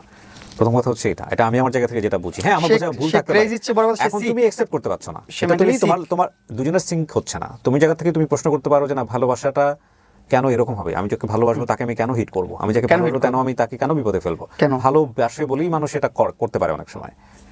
আমার ভালোবাসার ধরনটা অন্যরকম। আমি আমার ভালোবাসার ধরন হয়তো অন্যরকম হয়ে গেছে, ম্যাচ করছে না, ইন্টারেস্টের জায়গা ডিফারেন্ট হয়ে গেছে, that's a different thing. But আমার ভালোবাসার জায়গাটা হচ্ছে কি রে ভাই, আমি আমার ভালোবাসার মানুষের জন্য দুনিয়াটা উল্টে দিতে পারবো, আমি দুনিয়া ধ্বংস করে দিতে পারবো, কিন্তু আমার ভালোবাসার মানুষের একটা চুলের ফুটা লাগতে দেবো না, চুল উঠতে দেবো না আমি আমার ভালোবাসার মানুষের। যতক্ষণ পর্যন্ত সেটা প্লিজেন্ট সম্পর্ক থাকে, শান্তিদায়ক সম্পর্ক। আমার সাথে যদি আমার পার্টনার সুখী না হয়, সে যদি আমাকে না চায়, দেখো এটা তাকে আমি জোর করে রাখবো কেন? তুমি পয়েন্টে স্টিক থাকতে পারবে না। কেন পারবে না? তুমি একটু আগে বলছো লায়লাকে তুমি বিয়ের কথা চিন্তা করছো। হ্যাঁ, করছি তো। তুমি বিয়ের কথা কখন একটা মানুষকে চিন্তা করছো? যখন তুমি তাকে লাভ করো। সেই লায়লাকে কি তুমি এখন লাভ করো? এখন করি না। এটা আস্তে আস্তে স্টেপ বাই স্টেপ আসতে থাকলে, আসতে থাকলে আপনি বুঝতে পারবেন যে কতটা তিক্ততার কারণে আমি তাকে ঘৃণা করি এখন, কতটা তিক্ততার কারণে ভালোবাসার জায়গাটা নষ্ট হয়েছে। তখনও তুমি জানো না যে আলটিমেটলি সে হচ্ছে তার আর দুটো বিয়ে ছিল। তো তুমি এটা জানলা কিভাবে? আমাকে এটা বলো। হ্যাঁ, এটা জানলাম আমি ওই যখন আমার মোবাইল স্টকিং করলো, তখন আমি ওর মোবাইল একদিন স্টকিং শুরু করলাম। ওর গুগল ফটো সব নামায়া ওর জিমেল দিয়ে সব খুঁজলাম, বের করে দেখলাম সবকিছু আমার যত প্রকার ওর সাথে ব্যক্তিগত মোমেন্ট আছে সেগুলোর ভিডিও রাখছে, ছবিও রাখছে। তারপর ওইখানে ব্যক্তিগত মোমেন্টের ভিডিওগুলো করতো কে? ওই করতো। আমি তো ঘুমায় থাকতাম, থাকতাম, এগুলো পোস্টও করছে ফেসবুকে। আর অনেক কিছু আছে যেগুলো এখনো পোস্ট করে না, হুমকির মুখে আসি যে পোস্ট করতে পারে যে কোনো সময়। তারপর ওইখানে ওর হাজবেন্ডের এনআইডি কার্ড, ওর এনআইডি কার্ড, হাজবেন্ডের সাথে কাগজ, ওর কাগজ সবকিছু আমি ওই ফাইলের মধ্যে পাই, ফোল্ডারের মধ্যে আমার কাছে আছে, আমি আপনাকে দেখাবো। সো তুমি এগুলো নিয়ে নিয়েছো? আমি এগুলো নিয়ে নিচ্ছি ট্রান্সফার করে, যেহেতু আমারটা স্টকিং করছে আমি স্টকিং করে ফেলছি। করার পর আমি পাওয়ার পর থেকে তো আমার মনে মানে ভিতরে ভেঙে চলে গেছে, একদম সবকিছু তছনছ হয়ে গেছে। আমি এতদিন ধরে কি বোকার স্বর্গে বসবাস করলাম, কি বুঝাইলো আমারে, কি বুঝা চলাম আমি। যে বলছে একটা পুরুষের হাত ধরে না, সে দুইটা সংসার করে ফেলছে, আবার দুইটা সংসারে দুইটা বাবু আছে, দুইটা বাবু কি আকাশ থেকে পড়ছে? তার সাথে সংসার না করে সে জিজ্ঞেস করলাম না বিষয়টা আমি, সেগুলো আমি তখন আর জিজ্ঞাসা করি নাই, যেহেতু আমি গোপনে দেখছি, গোপনে রাখছি ছবিগুলো। তো এই মোমেন্টে আমি যখন ওর সাথে একটা কথা তর্ক বিতর্কের মধ্যে গাড়ির মধ্যে আমি একটা অনুষ্ঠানে গেছিলাম, অনুষ্ঠানে যে সেখানে আমরা হালকা পাতলা একটু পার্টি করছি, ও পার্টি করছে, আমি পার্টি করছি, সবাই মিলে জিলে অনেক কিছু খাওয়া দাওয়া করে ওখান থেকে বাসায় ব্যাক করছি। ব্যাক করার পর আমি বলছিলাম বাসায় চলে যাও, আমি একটু বাসায় পরে আসতেছি। আমার একটা ভাই ফোন দিচ্ছে যেখানে আমি একটু যা মিট করবো, আড্ডা মারবো, গল্প করবো, তারপর আমি আসতেছি, একটা একাকিত্ব সময় কাটে আসি, কারণ এমনিতে ভালো লাগতেছে, মনের অবস্থাও ভালো না। তো ওই টাইমটাতে ও বলতেছে তুমি যাইতে পারবো না এখন আমার এখান থেকে সরে, আমাকে নিয়ে তোমাকে যেতে হবে। আমি তোমাকে নিয়ে আমি যাবো না ওইখানে, আমার ওটা ব্যক্তিগত সময়, আমি ওখানে টাইম পাস করবো, এখানে আমার সময়টা কাটাবো, এখানে আমি তোমাকে নিয়ে যাবো না। আমি বলছে না তুমি যেতে পারবা না, তুমি কোন মেয়ের সাথে যাবে, এটা করবা সেটা করবা। আমি কই তখনই ওই প্রসঙ্গে আমি ওর হাজবেন্ড টান দিছি, হাজবেন্ডের কথা নিয়ে বলছি, ওকে আমি মেয়ে নিয়ে যাবো না, কি নিয়ে যাবে, এত টেনশন করতেছো তুমি যে দুইটা সংসার করে আসছো, এগুলো সেগুলো কে বলো। তখনই ওর মাথা টাস করে বাড়ি খেয়ে গেল, কি করবে ও, তখনই ও পাগল হয়ে গেছে। ওই টাইমটাতেই আমার একটা চড় মারা দিল, যে কি বলিস সব, ওর প্রুফ দেখাই নাই, প্রুফটা বাইর করছি, এর মধ্যে চড় মারা দিছে। এই তো চড় মাইরা চুল টান দিছে, আমার মাথা নষ্ট হয়ে গেছে। আর ওর ফেসে মাল্টি সার্জারি করা, অনেক প্রকারের সার্জারি করছে, অনেক প্রকারের ট্রিটমেন্ট নিচ্ছে ওর ফেসে, থ্রেটিং, বুটক্স, এটা ওইটা সেটা। তো ওর মুখে ও যেভাবে চড় মারছে আমাকে, আমিও সেম চড়টাই মারছি ওকে। তো ওর মুখে রক্ত জমাট হয়ে গেছে, আমার মুখে রক্ত জমাট হয় না, কিন্তু আমার মুখে এগুলো নোকে দাগ পড়ে গেছিলো এইসব জায়গা দিয়ে, যে খামচি পড়ছে, থাপড়াইছে আমারে, থাপড় দিচ্ছে, চুল ধরে টান দিচ্ছে, এগুলো দাগ পড়ে গেছিলো। তারপরে ওই বাসা থেকে বেরিয়ে চলে আসছে, মারামারি হলো, ওর বাসা থেকে চলে আসছি। পরের দিন অ্যাটেম্পট টু মার্ডার মামলা দিচ্ছে আমাকে। পরের দিন? কত সালে এটা? ওই 23 সালে। ওই যে আমি এখন তো বুঝে গেছে, এখন আর মামুনকে আটকা রাখা যাবে না, কারণ মামুনের কাছে সব রিভিল হয়ে গেছে। মামুন সব মামলা তো ওই দিনই দিল কি তোমার নামে? হ্যাঁ, ওই দিনই দিল। ওই দিন তো লাইভ করলো, আমরা যতদূর জানি এটা লাইভ করেই মামলা করছে, লাইভ করেই সাথে সাথে ক্যান্টনমেন্ট থানায় চলে গেছে, মামলা করে ফেলছে। ক্যান্টনমেন্ট থানা মানে কোন ডিবি হারুনের সহায়তা ওই সময় নিছে না? হ্যাঁ, ওই সময় থেকে ওই সময় ডিবি হারুনের সহায়তা নেই না, কিন্তু ডিবি হারুনের সহায়তা নিয়েছে যে আমি লাস্ট জেলে গেলাম ওই টাইমে, ওই সময়টা। আচ্ছা ফাইন, তাহলে তার মামলা হয় প্রথম 2023 সালে। 23 সালে অ্যাটেম্পট টু মার্ডার মামলা। অ্যাটেম্পট টু মার্ডার মামলা। ওকে, এটা তুমি জানো কিভাবে? এটা জানতে পারি আমার ক্যান্টনমেন্টের ওইদিকে আমাকে পুলিশ আটকাইছে। আটকানোর পর আমি বলছি আপনার নামে তো মামলা হয়ে গেছে, আপনাকে তো যে কোনো মুহূর্তে ধরবে, হ্যাঁ আপনি যেভাবে পারেন এটা কনসাল্ট করেন, সলভ করেন, পুলিশ বলতেছে আমাকে। সেটা একটা এমনিতে একটা ডিউটি ছাড়া বা ডিউটিতে রাস্তার মধ্যে দেখা হয়েছে একজন ফ্যান পুলিশ বলতে পারেন, যে আমার ভিডিও দেখে। তোমার মামলা করে তোমাকে জানায় নাই? সে জানায় নাই, কিন্তু আমি জানতে পারছি আলাদা থার্ড পার্সন থেকে। জানতে পারার পর আমি তো তখন একটু ভয় পেয়ে গেলাম, কি আমার নামে একটু মার্ডার মামলা করতে পারছে, তোমার জেল হতে পারে এই মামলায়। তখন তো আমি ভয় পেয়ে গেলাম, তখন আবার ওর সাথে কন্ট্যাক্ট করলাম যে কি করলে এগুলো কেন করতেছো। পরে অনেকবার মিশতে আসতেছে, আমি মিশতে চাইতেছি না। পরে আবার অনেকে বুঝাইতেছে আমাকে যে না, মিশাটা তোর খুব জরুরি, না মিশলে তুই জেল খাটবি। তখন আবার মিশলাম ওর সাথে, আবার সম্পর্কে গেলাম, আবার ভালো একটা সম্পর্কে যাওয়ার পর এই মিলমিশ কি তোমার আরেক বিভিন্ন ওই যে স্যান্ডি শাহ আসলো, ওই স্যান্ডি শাহটা এরা এসে হ্যাঁ এরা এসে মিলাই দিল। তারপর আরও অনেকেই ছিল বিহাইন্ডে যারা মিলাই দিছে থেকে, মিলাই দেওয়ার পর মিললাম যে মামলা উঠাই দেবে, ঠিক আছে লাইফটা নষ্ট হতে না, মামলা উঠাই নেক, বিয়ে শাদী করা লাগবে না, কোনো কিছু করা লাগবে না, এরকম কোনো কমিটমেন্ট নাই যে বিয়ে করতে হয় মামলা তুলে নেবে, আমার কোনো কমিটমেন্ট নাই তখনও। তো ওকে ঠিক আছে মামলা তুলে নাও। গেলাম, মামলা কিন্তু তুলে নেয়। ও বলছে মামলা তুলে নিছি, মামলা শেষ, কিন্তু আমি জানি না যে মামলা তুলে নেই। আমার যেতে হবে কিনা, বলে না যাওয়া লাগবে না, আমি টাকা দিয়ে সব সলভ করে ফেলছি, আমার অ্যাডভোকেট আমার লয়ার সব কিছু করে ফেলছে, তোমার টেনশনের কিছু নেই। তোমার কোনো ফোন আছে, তোমার কোনো ডিস্টার্ব হয়েছে? আমি কই না, আসলে কোনো ফোন আসে নাই, কোনো ধরনের ডিস্টার্ব, কোনো ধরনের নোটিস আমার কাছে আসেনি, কিন্তু মামলা কিন্তু চলতেছে। ও টাকা পয়সা দিয়ে ওইগুলো নোটিস আসবে আমার কাছে, এগুলো বন্ধ রাখছে যে নোটিস আমার কাছে না আসে। এই চলতে চলতে চলতে চলতে চলতে চলতে দেখি ও মামলা আর তুলে না। তো এর মধ্যে হুট করে ওর বাচ্চাদের নিয়ে একটা ঝগড়া হয়েছে ওর সাথে আমার। যেমন ওর কাছে আমি একটা অ্যামাউন্ট রাখছি, অ্যামাউন্টটা ওরে দিয়েছি, একটা প্রমোশনের কাজ করার পর একটা বড় একটা অ্যামাউন্ট পেয়েছি, অ্যামাউন্ট ওর কাছে দিচ্ছি। দেওয়ার পর ওই অ্যামাউন্টটা ওর বাচ্চাদের কাজের বুয়াদের স্যালারি দিচ্ছে ওই অ্যামাউন্ট থেকে। তখন ওর পার্সোনাল ব্যক্তিগত জন্য ব্যবহার করলে আমার কোনো ধরনের অবজেকশন ছিল না, যেহেতু ও বলছে যে এইগুলো ওদের বাচ্চারা টানে, ওদের বাবারা ওদের খরচ চালা, এটা করে সেটা করে। তখন আমি একটু মানে খোঁচাখুচি করছি যে হ্যাঁ তোমার ওদের বাবারা যেহেতু দেখে, তুমি আমার টাকা কেন ওদেরকে দিলা, আমার টাকা তুমি আমার ব্যাংকে ট্রান্সফার করো না, এখন 3-4 দিন হয়ে গেছে আমার ব্যাংকে কেন আমার টাকা আসেনি। এগুলো নিয়ে একটু তর্ক বিতর্ক হয়ে আমি অভিমান করে 2 দিন খাবার খাই না ওর বাসায়। আমি গুলশান 2-এ চলে গেছি হাঁটতে হাঁটতে, যে ওইখানে খাবার খেয়ে ওইখান থেকে হাঁটতে হাঁটতে বাসায় আসছে, এত জিদ, ওর বাসায় ভাত খাবো না আমি, ওর বাসায় থাকতা কিন্তু খাইতাম না, রাগ হয়ে আসছে। আমি এখন কি করবো, ওখানে ওই ছুটেও যেতে পারতেছি না। তো ওই টাইমটাতে পরের দিন আমি পাবজি খেলতেছি, আমি পাবজিতে খুব অ্যাডিক্টেড ছিলাম, পাবজি খেলতাম সারাদিন বসে বসে। আচ্ছা মামুন, তোমার লেখাপড়াটা শেষ হয়ে গেল কোন ক্লাস থাকতে? ক্লাস আমার লেখাপড়া শেষ হয়েছে এসএসসি থেকে, এটা ঢাকা আইডিয়াল থেকে। আচ্ছা, তো তারপরে তোমার হচ্ছে পড়াশোনা তুমি করলা না? না, পড়াশোনা আর করলাম না, এসএসসি দিলাম, পড়াশোনা করলাম না, এটা সাবজেক্ট ওখানে পজ হয়ে গেল। এসএসসি পাস করার পর ইন্টারে যখন অ্যাডমিট হবো, ওই টাইমটা দিয়ে ইন্টারে পাস করে দিয়েছি, ইন্টার আর পড়াশোনা করি না, ইন্টার করি না, এখন আবার স্টার্ট করবো আমি। ওকে ফাইন। সো তো তোমার কি হলো, তুমি গুলশানের বাসায় থাকো কিন্তু তুমি খাও না? হ্যাঁ, খাই না। পরে 2 দিন ওর সাথে অভিমান, এই অভিমানের মধ্যেও খাবার গরম করে নিয়ে আসছে, আমি গেম খেলতেছি, এর মধ্যে খাবার গরম করে নিয়ে আসছে, খাবার গরম করে আনছে। আমি বলছি আমি তো খাবার খাবো না তোমার এখানে, খাবার খেতে ইচ্ছে করতেছে না আমার, আমি গেম খেলতেছি, আমি পরে খাবো খাবার। এটা বলে এই ওর মেজাজ চড়া হয়ে গেল কেন জানি, হুট করে বলতেছে তুই খাবার খাবি না এখন, আমি খাবার নিজে গরম করে নিয়ে আসছি, খাবি না এখন? হ্যাঁ ভাই আমি খাবো না, তুমি নিজে গরম করছো, নিজে গরম করে আনতেছো, তুমি কষ্ট করছো, তোমার কষ্ট করছো তো আমি বলি নাই।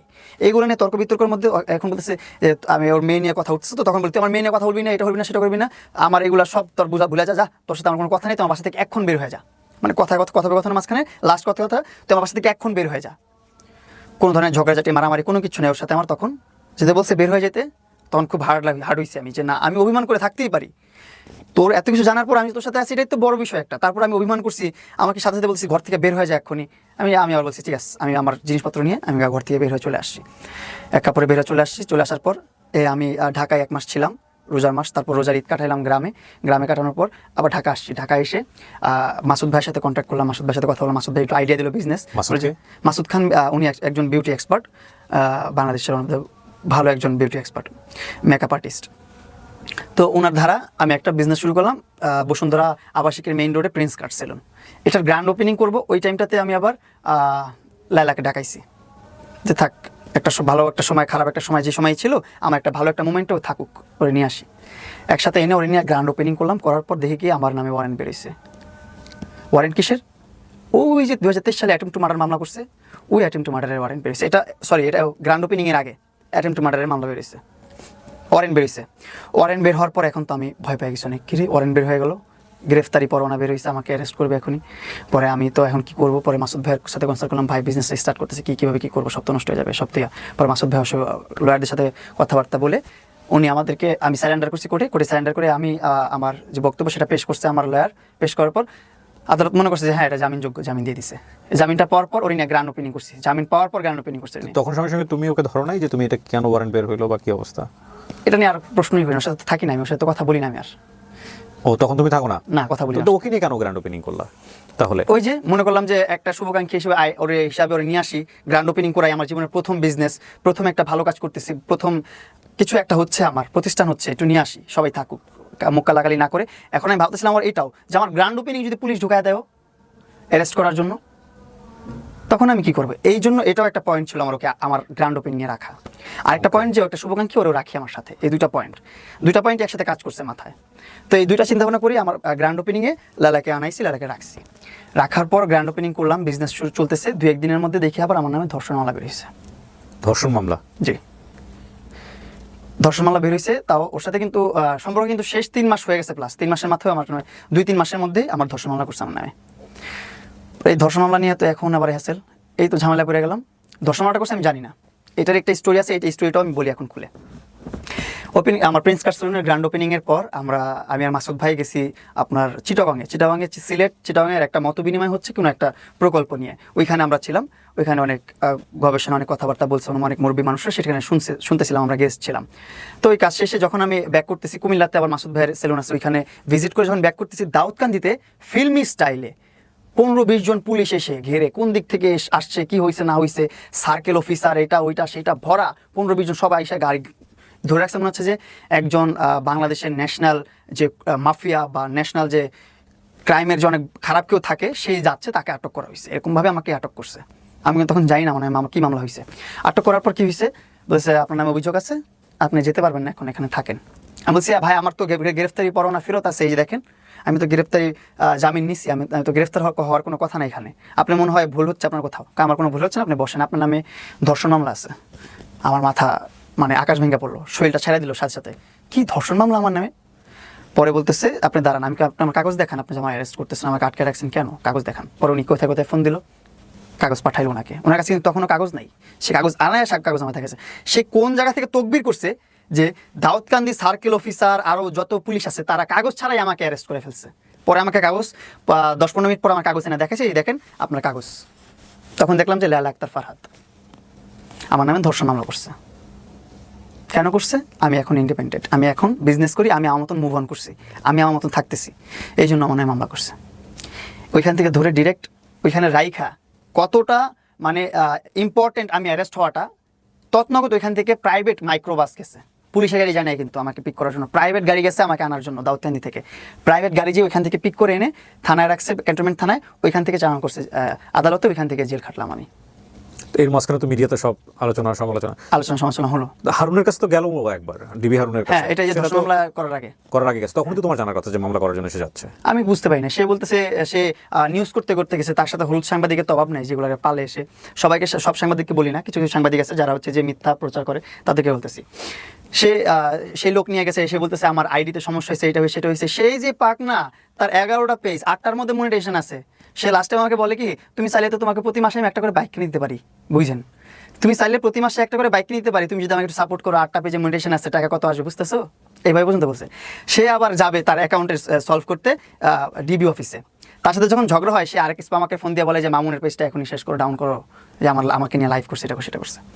তো আমি তো সে নিউজ করতেছে যে তার পেজের সমস্যার জন্য গেছে, তার অ্যাকাউন্টের সমস্যার জন্য গেছে, এগুলা সেগুলা। ঠিক আছে, আমি ওটার ওইভাবে নিয়ে নিই, আমলে নিয়ে নেই। তো জেল টেল খেটে বের হলাম, দুধ দিয়ে গোসল করলাম, আর জীবনে যাবো না ওর কাছে, যা হয়েছে হয়েছে। জেল খাটলাম 24 দিন। তুমি দেখছো তোমার জেল খাটার সময় তোমার মা কি করছে? হ্যাঁ, আমি এগুলা বের হয়ে দেখে খুবই কষ্ট পাইছি। তার চেয়ে বেশি কষ্ট পাওয়ার কথা তোমার মাকে নিয়ে জীবন তুচ্ছতাচ্ছিল্য করছে জনগণ, করছে আমার আম্মুকে নিয়ে তুচ্ছতাচ্ছিল্য। আসলে আমার আম্মুরা তো অনেক ব্যাক স্টেজে, কেন করছে জানো? ব্যাকডেটেড মানুষ তো। না, ব্যাকডেটেড না, এটা কেন করছে প্রিন্স জানো? কথা গুছায় বলতে পারে না, কথা গোছানোর জন্য না।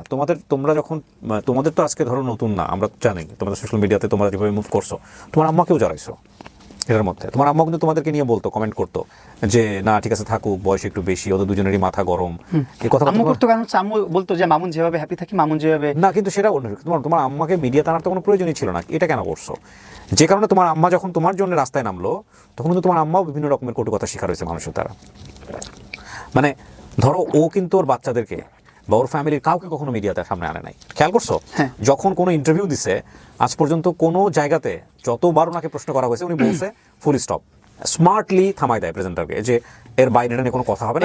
এখানে একটা বিষয়, তুমি তোমার মাকে জড়াইছো। আমি আমার মাকে জড়াইতে চাইনি কখনো, আমি আমার মাকে নিয়ে ওরকম ভাবে কখনো কোনো নিউজ প্রেজেন্টারের সামনে কথা বলি নাই, কিচ্ছু করি নাই। লালা কি করছে, আমার গ্রামের বাড়ি গেছে, যে ওই বললাম না ওর সাথে সব সময়, এই যে এখন সমস্যা চলতেছে, এখন সমস্যা আমি কোথায় দৌড়ে নিজেকে সেফ ফিল করবো, কিভাবে নিজেকে রক্ষা করবো, সেই জন্য আমি রাস্তায় রাস্তায় দৌড়াইতেছি, এই দৌড়াই, ওই জায়গায় যাই, ওই জায়গায় যাই, আমার নিজের খাওয়া দাওয়া ঘুমের কোনো কিছু ঠিক নাই। আর এই সময় ও যে এখানে মিট আপ করে, ওইখানে মিট আপ করে, আপনার প্রোফাইলে ঢুকেন 100 পোস্ট পাবেন এই ঝগড়ার পরে।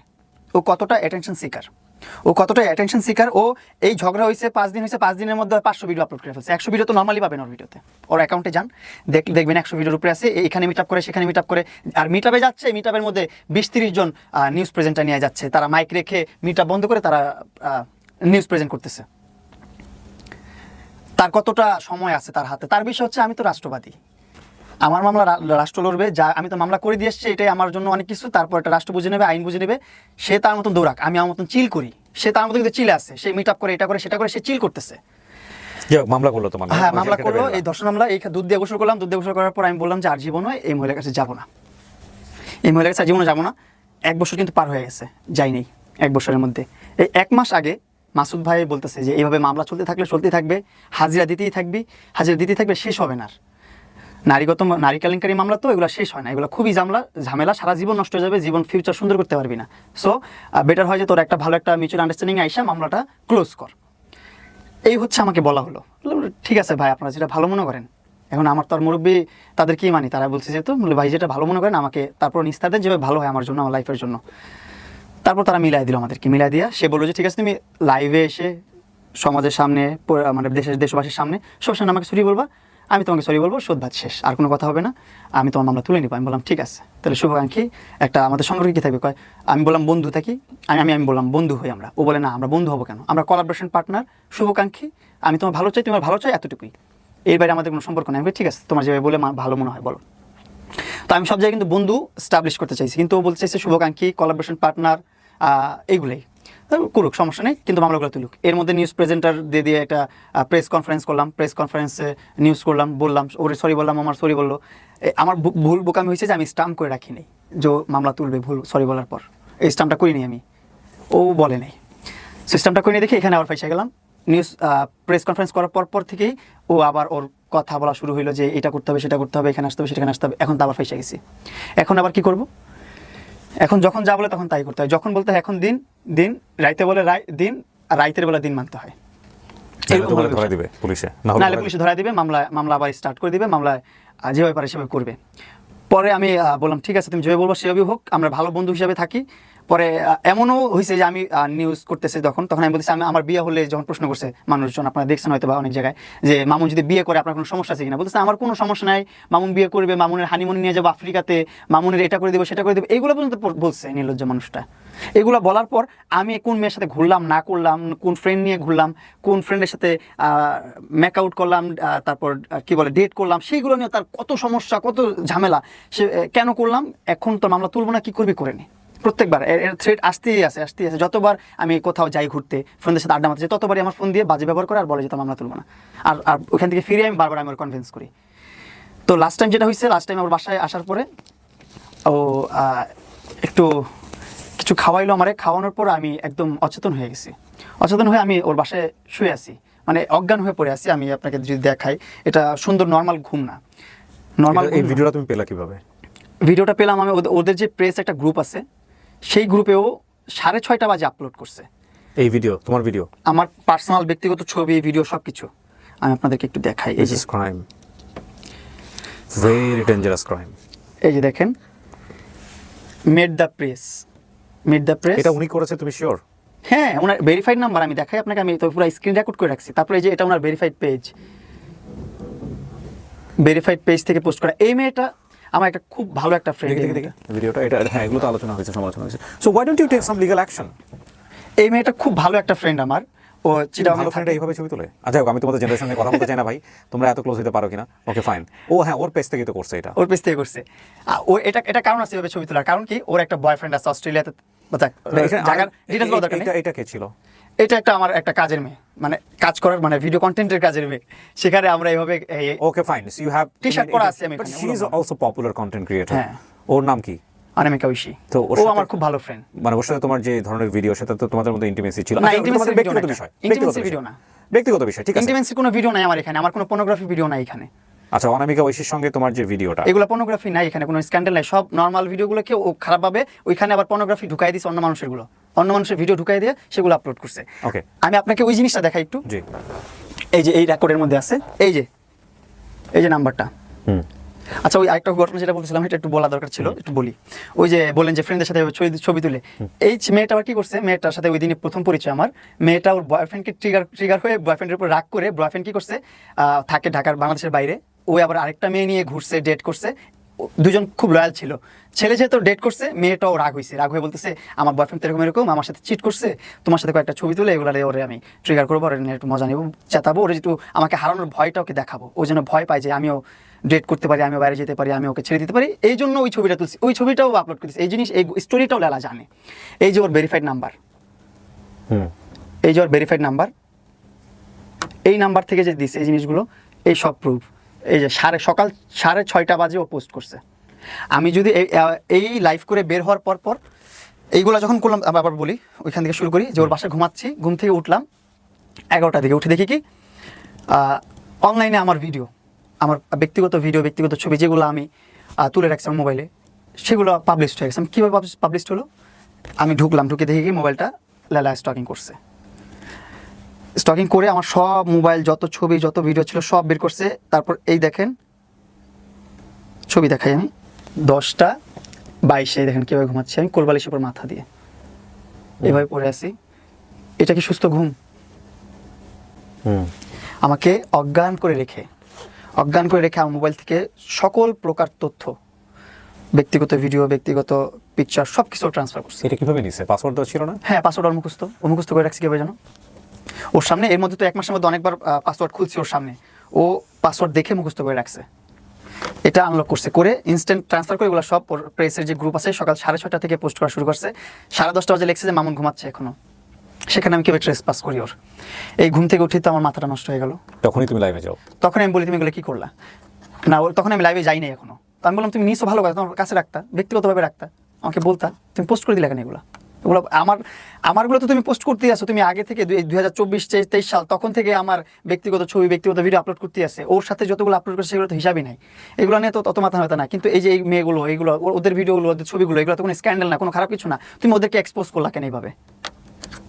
এক্সপোজ করো, যেটা আমাদের খারাপ দেখা যাচ্ছে সেটা শুধুমাত্র এক্সপোজ করো। যে মেয়েগুলোকে ভালো দেখা যাচ্ছে, ভালোভাবে আছে, ভালো একটা ফ্রেন্ড, ক্লোজ ফ্রেন্ড হতে পারে, তাদের সাথে তুমি এভাবে কেন এক্সপোজ করলা? বলতেছে আমি যা মন চাই তা করবো, তোর মামলাও আমি তুলবো না, তুই কি করবি করে নে। আবার এটাও বলছে আমাকে যে মামলা বাদেও অনেক কিছু আছে বাংলাদেশে যেগুলো তুই ফেস করতে পারলে করে নিস, এভাবে বলতেছে। তখন আমার শরীর আর হাত পা কাজ করতেছে না, কি করবো আমি বুঝতেছি না। তখন আমি বলতেছি যে না, আর হচ্ছে না। 2022 সাল থেকে আমি ব্ল্যাকমেলের শিকার হয়ে আসতেছি। 2022 সাল থেকে যেভাবে পারতেছে সেভাবে আমাকে ব্ল্যাকমেল করতেছে, হয়তো ইমোশনালি, নাহলে সুইসাইডের ভয় দেখায়া, আর এখনই সে মামলার ভয় দেখায়া ব্ল্যাকমেল করতেছে।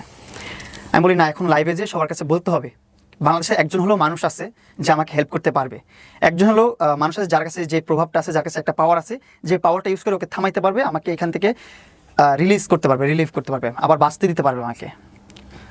তো তখনই আমি লাইভে গেছি। লাইভে যে আমার মাথায় যা আসছে, আমার আক্ষেপ যা বলতে ইচ্ছা করছে সব বলছি। আরও অনেক কিছু বলার ছিল, আরও অনেক কিছু প্রুফ ছিল। ও কালো জাদু এগুলোর মধ্যেও অনেক বিশ্বাসী।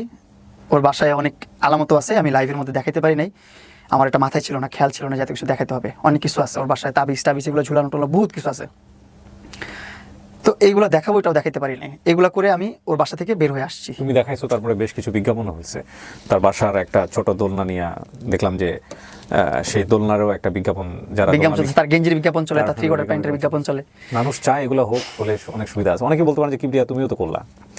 আমি ডেফিনেটলি আপনাদেরকে একটা কথা বলতে পারি, প্রিন্স নিয়ে আমার জানার আগ্রহটা কখনোই অতটা ছিল না, কিন্তু আমার কাছে মনে হচ্ছে এই ছেলেটা সিরিজ আকারে কন্টিনিউয়াসলি এরা এরকম কেন করতেছে। সো আমার একটু জানা, হ্যাঁ আমি আজকে আমার চেষ্টা মেটেনি, কারণ আমি আমার জায়গা থেকে যতটুকু বুঝি এখানে, সেটা হচ্ছে এখানে দুই পক্ষেরই মারাত্মক রকমের একটা ভুল আছে, মারাত্মক রকমের ভুল।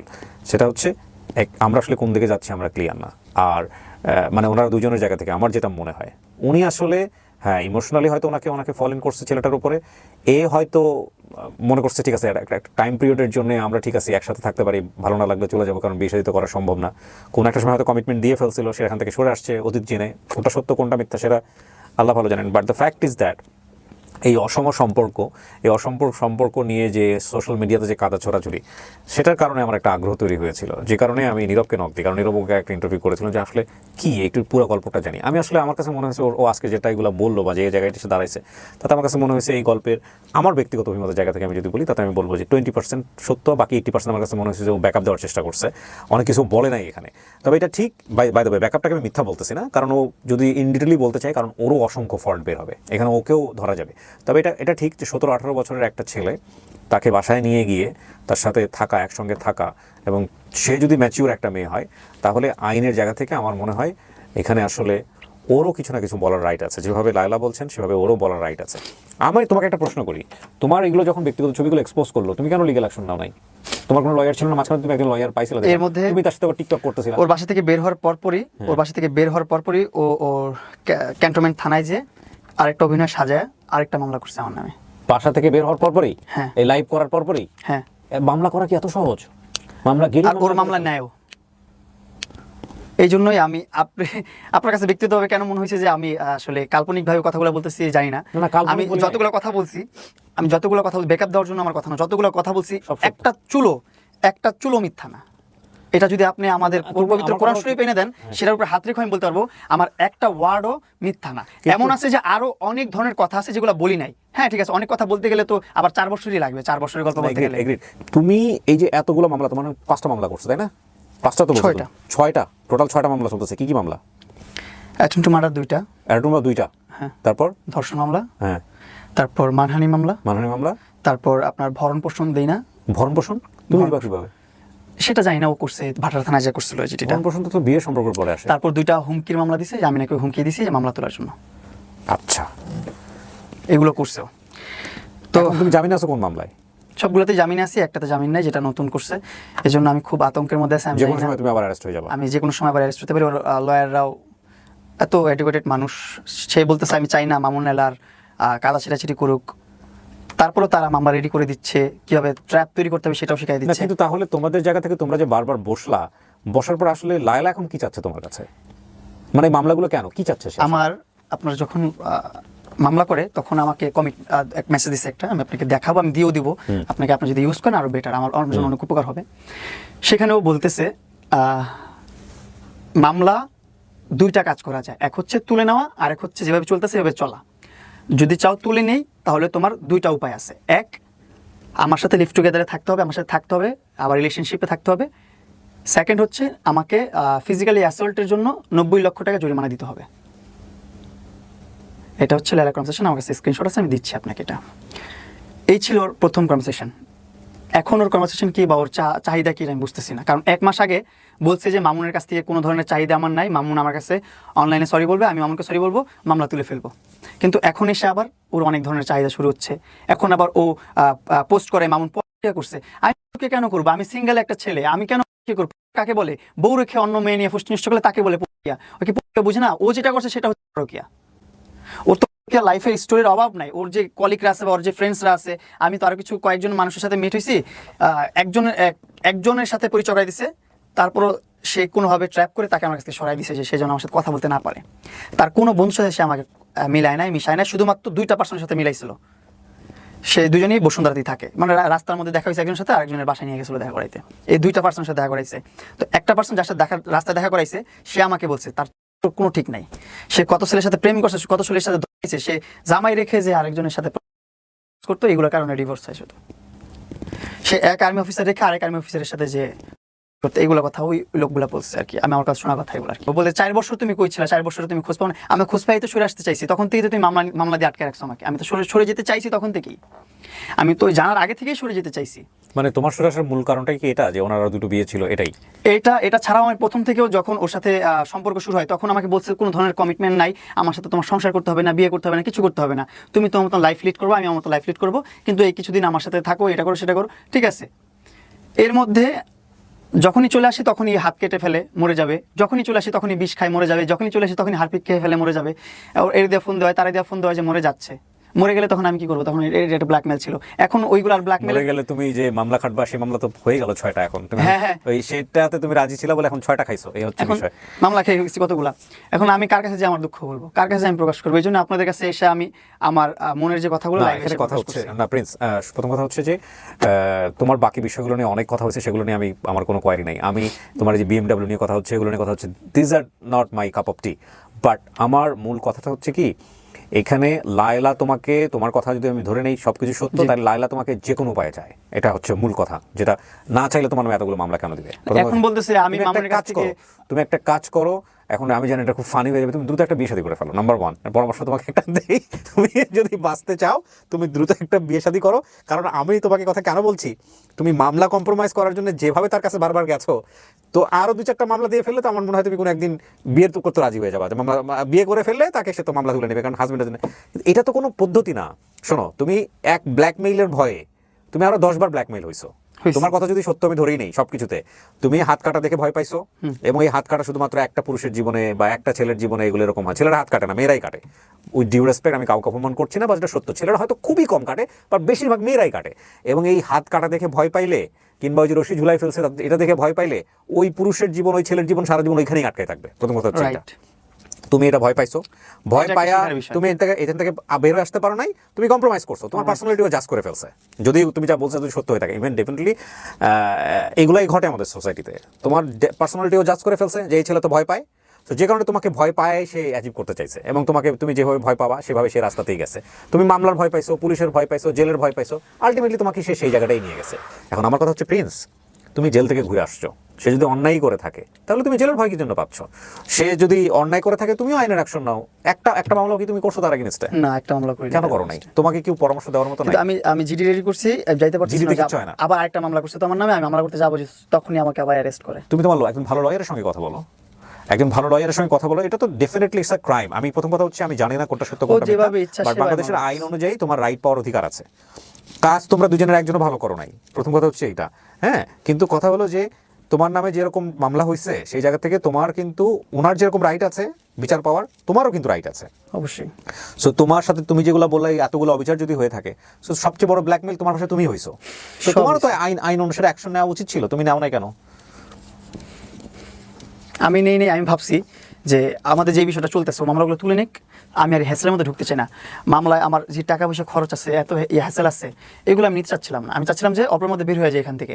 তোমাদের নামে লিগ্যাল নোটিশ গেছে কিছুদিন আগে, আমি দেখলাম। এখন কিন্তু একটা পরিবর্তিত বাংলাদেশে বসবাস করি আমরা, যা ইচ্ছা করলে সামাজিক যোগাযোগ মাধ্যমে করা যায় না। তো তোমাদের নামে যেহেতু লিগ্যাল নোটিশ গেছে, এটা নিয়ে তোমার বক্তব্য কি বলেছে লিগ্যাল নোটিশে? তোমরা না থামলে তোমাদের বিরুদ্ধে মামলা হবে। থার্ড পার্টি চলে আসতেছে মামলা করার জন্য, বুঝতেছো জীবনটা কোন দিকে যাচ্ছে? দেখ, তাও ভালো, তাও তো বাঁচবো, ওইটাও বুঝবে যে কেমনে খাটতেছি আমি, কতটা কষ্ট পাচ্ছি, জেলটা কত কঠিন, খাইতে আসুক বুঝবে। আমি আবার জেলে যাবো, সমস্যা নাই, এমনিও যেতে হবে এমনিও যেতে হবে। থার্ড পার্টি এসে ঢুকাক, দুইটাকে একসাথে ঢুকাক, আমি খুব খুশি হবো। ওয়ও জেল খাটুক, জেলের স্বাদ পেয়ে আসুক, জেলটা খুব মজার না, মজাটা বুঝবে। আসলে পুরুষ হয়ে জন্ম নেওয়াটাই সবচেয়ে বড় ভুল। ওরা মামলা করে দিয়ে ঘুরে রাষ্ট্রবাদী, রাষ্ট্র হিসাবে মামলা চলতে থাকে। আর মামলা করার তো কোনো স্কোপ নেই, যতদিন পর্যন্ত আমি যে মামলার ঝুলবো। আমি কেউ মামলা করবো? আমার তো ওরকমভাবে আমার ওরকম টাকা পয়সা অঢালা নাই বাপ মার, যে আমি অডালার টাকা পয়সা দিব, লয়ারকে চালাবো, এই লয়ার কোর্ট কিনে ফেলবো, এটা করবো সেটা করবো, এগুলো তো করার ক্ষমতা আমার নাই। ওর ক্ষমতা আছে, ক্ষমতা দেখাক না। আমি তো এই জন্য আমি দেশবাসীর সামনে চলে আসি না। আমি কম তেক্ততার কারণে আমি লাইভে এসে আমার আক্ষেপ আমি প্রকাশ করছি, কম তেক্ততার কারণে। আমি ওর ফ্রন্টে দ্বারা লাইভ করার কারণই এটা, যে মানুষ যেন প্রমাণ পায়, একটা মানুষের সামনে একটা মানুষ কিভাবে বলতেছে। এখানে তো প্রমাণ করার কিছু নেই, ওর সামনে আমি বলতেছি, ওর সামনে আমি বলছি সব ধরনের কথা যা বলার। আমার আসলে খুব ঘৃণা লাগে, আমার নিজের জন্য ঘৃণা লাগে যে আমি কি করছি আমার লাইফটাকে। এক্স্যাক্টলি এই প্রশ্নটা আমি তোমাকে করতাম। আমার খুব ঘৃণা লাগে আমার নিজের জন্য, আমি কত বড় একটা স্টুপিড, কত বড় একটা গাধা। আল্লাহ তাআলা সবকিছু দিয়েছিল আমাকে, সবকিছু ঠিকঠাক ছিল, সব ভালো চলতেছিল, স্মুথ চলতেছিল। লায়লা আমার লাইফে নাই ওই টাইম, মানে লাইফে আছে অ্যাজ এ ফ্যান হিসাবে, ফ্রেন্ড হিসাবে, শুধুমাত্র টেক্সটের মধ্যে, কনভারসেশনের মধ্যে। হ্যাঁ, শুধুমাত্র কনভারসেশনের মধ্যে আছে। ওই টাইমটাতে আমি আমার সংসার চালাচ্ছি, ওই টাইমে আমি 5 লাখ 6 লাখ 7 লাখ টাকা করে আমি ইনকাম পাচ্ছি, আর্নিং হচ্ছে আমার, ওই টাইমটাতে আমি স্টুপিডের মতো সবকিছু ছেড়ে এই মহিলার কাছে চলে আসি। ট্রাকের পিছনে লেখা থাকে না নিরাপদ দূরত্ব বজায় রাখুন, এটা জীবনের অন্যতম গুরুত্বপূর্ণ একটা লাইন। কোনো সম্পর্কের মধ্যেই এমনভাবে যাওয়া উচিত না যেখানে কোনো ব্রিদিং স্পেস থাকে না। ফ্যান এবং সেলিব্রিটিদের সম্পর্ক অলওয়েজ ডিস্টেন্স মেনটেন করা উচিত, অলওয়েজ করা উচিত। এবং এই সম্পর্ক, এই ফ্যান এবং ভালোবাসার সম্পর্ক ওইভাবেই রাখা উচিত। আমি এই বয়সে হলে হয়তো বা এই ট্র্যাপের মধ্যে পড়তাম না। That is another point. 17-18 বছর বয়স, আমি এই বয়সে হলে আমি এই ট্র্যাপটার মধ্যে পড়তাম না, এই ঝামেলার মধ্যে পড়তাম না।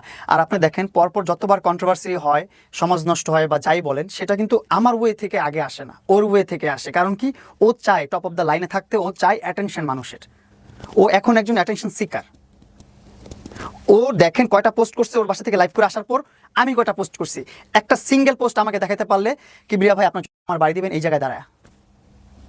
আর ওর অ্যাকাউন্টে জান আপনি 100 পোস্ট পাবেন, ও চিল, ও মন মতো ঘুরতেছে, মন মতো যা ইচ্ছা তাই করতেছে, মিট আপ করতেছে, ফ্যান মিট আপ করতেছে, ও গেট টুগেদার করতেছে, হ্যাং আউট করতেছে। ও ওর পক্ষেও দেখলাম অনেকেই কথা বলছে, ওর পক্ষে কথা বলতেছে, ওই যে ওর কিছু নিয়ে ঘুরে তো ওইগুলা নিয়ে কথা বলাইতেছে।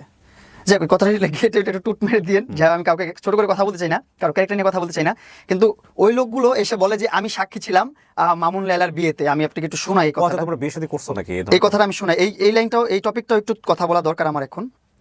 আমি একটু বলি, আগে প্রথমে ভিডিওটা বের করি। প্রথমত এই যে ওর ভেরিফাইড পেজ থেকে, ওর অরিজিনাল পার্সোনাল পেজ থেকে আমাদের নিকানামা আপলোড করছে যে আমরা বিবাহিত। তারপর জবানবন্দি, এই যে যাকে নিয়ে যে ওর সাপোর্টার, স্ক্রিনে যে পেপারস দেখছেন এটা ওদের বিয়ের কাগজ। পুরো দুনিয়া লায়লাকে খারাপ বললেও আমি বলি না, কারণ আমি রিয়েল ঘটনাটা জানি। দুবার হুজুর ডেকে ওদের বিয়ে পড়ানো হয়েছে। আর শুনতে চাই না। এরপর আপনারা তো সোশ্যাল মিডিয়াতে দেখছেন, এখন এসে প্রমাণিত হয়েছে আপনার প্রতিদিনের বাংলাদেশ নামে একটা পত্রিকা আছে, নিউজ চ্যানেল আছে, যারা এটা ফাইন্ড আউট করছে যে কাবিন নামাটা যে খেলতেছে লায়লা, এটা যে বের করছে হুট করে আবার নতুন করে, এটা আবার পিছনে কি আছে এটা নিয়ে গেছে ওনারা কাজী অফিসে। যাওয়ার পর দেখছে টোটালি ফেক। যে কাজী সই করছে সেই কাজী মারা গেছে 2 বছর আগে। 2 বছর আগে কাজী মারা গেছে, তার নামে তার সই দিয়ে আমার আর তার বিয়ে হয়ে গেছে। কিভাবে হলো? 2বার নাকি হুজুর ডেকে বিয়ে হয়েছে, এই নাকি সাক্ষী। এই ব্যাটাকে সব ডিম থেরাপি দেওয়া দরকার, তাহলে সব বের হবে। দেখছেন সব স্ক্রিপ্টেড, ওর জীবনে যা আছে সব স্ক্রিপ্টেড। আমার একবার বলছে বিয়ে হয়েছে, এই ভরণ পোষণ মামলা করতে গেছে ভাটরা থানায়। মামুন আমাকে ভরণ পোষণ দেয় না, মামুনকে ফেরত নিতে আসছি, মামুন আমাকে মারধর করছে। আপনারা খোঁজ নিলে আমি জিডি পেপারটা আপনাকে পাঠিয়ে দিব, সমস্যা নেই। কোন ধরনের মামলাও করে নাই। তার মানে তুমি বলতে চাচ্ছ যে কাবিনটা ঠিক নাই, ফেক? ঠিক নাই, ফেক, টোটালি ফেক। এটাও বানাইছে আমাকে আবার আরেক ট্র্যাপে ফালানোর জন্য। এখন আবার আরেকটা ট্র্যাপে ফালানোর জন্য এই কাবিনটাও তৈরি করছে টাকা দিয়ে। তোমার এই কথাগুলো যদি সত্যি হয়ে থাকে, তুমি আইনি ব্যবস্থা নিচ্ছ না? 100% সত্য। এটার মধ্যে মিথ্যা প্রমাণ করতে পারলে আমি বলবো আপনারা যে ধরনের শাস্তি দিবেন আমাকে। কেউ নাই যে তোমাকে একটা ভালো পরামর্শ দিতে পারে? আমার কেউ নাই এখনো ভালো পরামর্শ দিবে। তোমরা এত ভালো ভালো ফ্রেন্ড সার্কেল নিয়ে ঘুরো, সারাক্ষণ থাকো অনলাইনে। আমি যেটা দেখতে পাচ্ছি, তোমার কথা যদি আমি সমস্ত কিছু বিশ্বাস করি, তাহলে তো তোমার নামে যেগুলো মামলা হয়েছে সেই মামলাগুলো ওনার নামে হওয়া উচিত। অবশ্যই হওয়া উচিত। এবং যে ধর্ষণের যে ব্যাপার স্যাপার, এটার মধ্যে কোনো আলামত নাই। ধর্ষণের মামলা তো যদি ওর বয়স 17 হয়ে থাকে, 17 অবস্থায় যদি উনি ওনার 30 বা 45 বছর বয়সে যদি এই সম্পর্কে যেয়ে থাকে, তাহলে তো ধর্ষণের মামলা এর পক্ষ থেকে হওয়া উচিত। 7 বছর আগে, 4 বছর আগে আমি যদি এখন 22-23 হই, 4-5 বছর আগে আমার বয়স 17-18, তখন আমার ভোটার আইডি কার্ড কোনো কিছু নাই। ও নিজেই বলছে আমি মামুনের ভোটার আইডি কার্ড বানিয়ে দিছি। চাইল্ড অ্যাবিউজ হয়েছে না? দেখেন, বিষয়গুলো অনেক জটিল। আমি একটা কথা বলি, এই যে নোংরামি, কাদা ছড়াছড়ি এগুলো হচ্ছে, এগুলো নিয়ে মানুষ একসময় মজা পাবে না। মানুষ একসময় মজা পাবে না, অলরেডি এখন আর মজা পায় না। যদি আমি এগুলো কখনো টপ অফ দ্য লাইনে আনতে চাই না, এগুলো কখনো সামনে আনতে চাই না। ভিউজ হচ্ছে, এটা ঠিক, হ্যাঁ ভিউজ হচ্ছে, এটা ঠিক, বাট এটা ঠিক একটা সময় গিয়ে আপনারা কিন্তু দুজনেই বিপদে পড়ে যাবেন। ঠিক আছে? কারণ সত্য কথা বলতে যেটা হচ্ছে, এই যে তৃতীয় পক্ষ যারা এখন কিন্তু যে লিগ্যাল নোটিশ পাঠাচ্ছে, সেখান থেকে পাঠাচ্ছে, একটা সময় এগুলোর ভালো লাগবে না, এবং আমাদেরও নিশ্চয়ই এগুলো নিয়ে আর ভালো লাগবে না। তো আমার মনে হয় কি, কাউকে না কাউকে তো থামতে হবে আসলে। হ্যাঁ, জোর করেও যেমন কাউকে পাওয়া যায় না। আর দ্বিতীয় কথা হচ্ছে যে কেউ যদি থাকতে না চায়, সম্পর্ক এমন একটা জিনিস, সেখানে আসলে কোনো আইন, কোনো আদালত দিয়েও সেটা আটকানো যায় না। দিন শেষে ক্ষতির পরিমাণ কিন্তু বহুত, ক্ষতিটা এত বেশি, লায়লা বলেন বা মামুন বলেন, যেই বলেন না কেন, আপনাদের দুজনের যে ব্যক্তিগত ইমেজ, পারিবারিক ইমেজ, এটার যে ক্ষতি হয়েছে, এই ক্ষতি কিন্তু আপনারা কোনোভাবেই পূরণ করতে পারবেন না। এরপরে আপনারা দেখবেন যে পাবলিক ইনসিডেন্ট ঘটে যেতে পারে, ঘটবেও। একসময় দেখবেন যে আমাদের বইমেলাতে কিন্তু বেশ কিছু পাবলিক ইনসিডেন্ট ঘটেছিল, আপনাদের মনে আছে কিনা জানি না। সেখানে কিন্তু মানুষ কিন্তু এই জিনিসগুলো ধীরে ধীরে রিয়াক্ট করা শুরু করছে। ভুয়া স্লোগান দেওয়া থেকে শুরু করে এক ধরনের মানে ফিজিক্যাল অ্যাসাল্টের দিকে চলে যাচ্ছিল। সো সেই দিন হয়তো খুব বেশি দূরে না, এগুলো মানুষকে যতটা বেশি ক্যাওয়েটিক পজিশনে দিবেন, হয়তো আল্লাহ না করুক আপনারা হয়তো এরকম কোনো কিছু ফেস করবেন।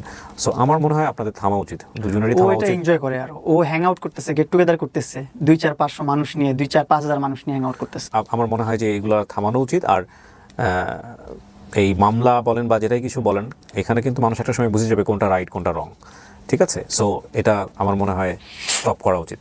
প্রিন্স, আমি যেটা বলবো যে শেষ কথা হচ্ছে যে আইনের অধিকার সবার পাওয়ার আছে। একটা হচ্ছে লায়লা যেভাবে আইনি লড়াই করছে, আমার মনে হয় এখন আইনের সহায় হব, আইনের কাছ আমার থেকে মনে হয় যে help নিব আমি। তোমারও তুমি যেগুলো বলছো সেগুলো যদি সত্য হয়ে থাকে, সবকিছু যদি ঠিক হয়ে থাকে, তাহলে তোমারও রাইট আছে আইনি অধিকার পাওয়ার, সুন্দরভাবে বাঁচা। আসলে আমার ওরকম লবিং পাচ্ছি না, ওরকম তুমি মানুষ মাঝখানে পাচ্ছি একজন না। লয়ারকে নিয়ে আসছিলাম, আমি দেখলাম যে তুমি তার সাথে আবার টিকটক করা শুরু করছো, ভদ্রমহিলার সঙ্গে, 1-2টা বোধহয়, আমি যদি ভুল না বলে থাকি। উনি করছিলাম। কোথায়? ওনাদের চেম্বারে করেছিলাম। তো উনি কোথায় এখন?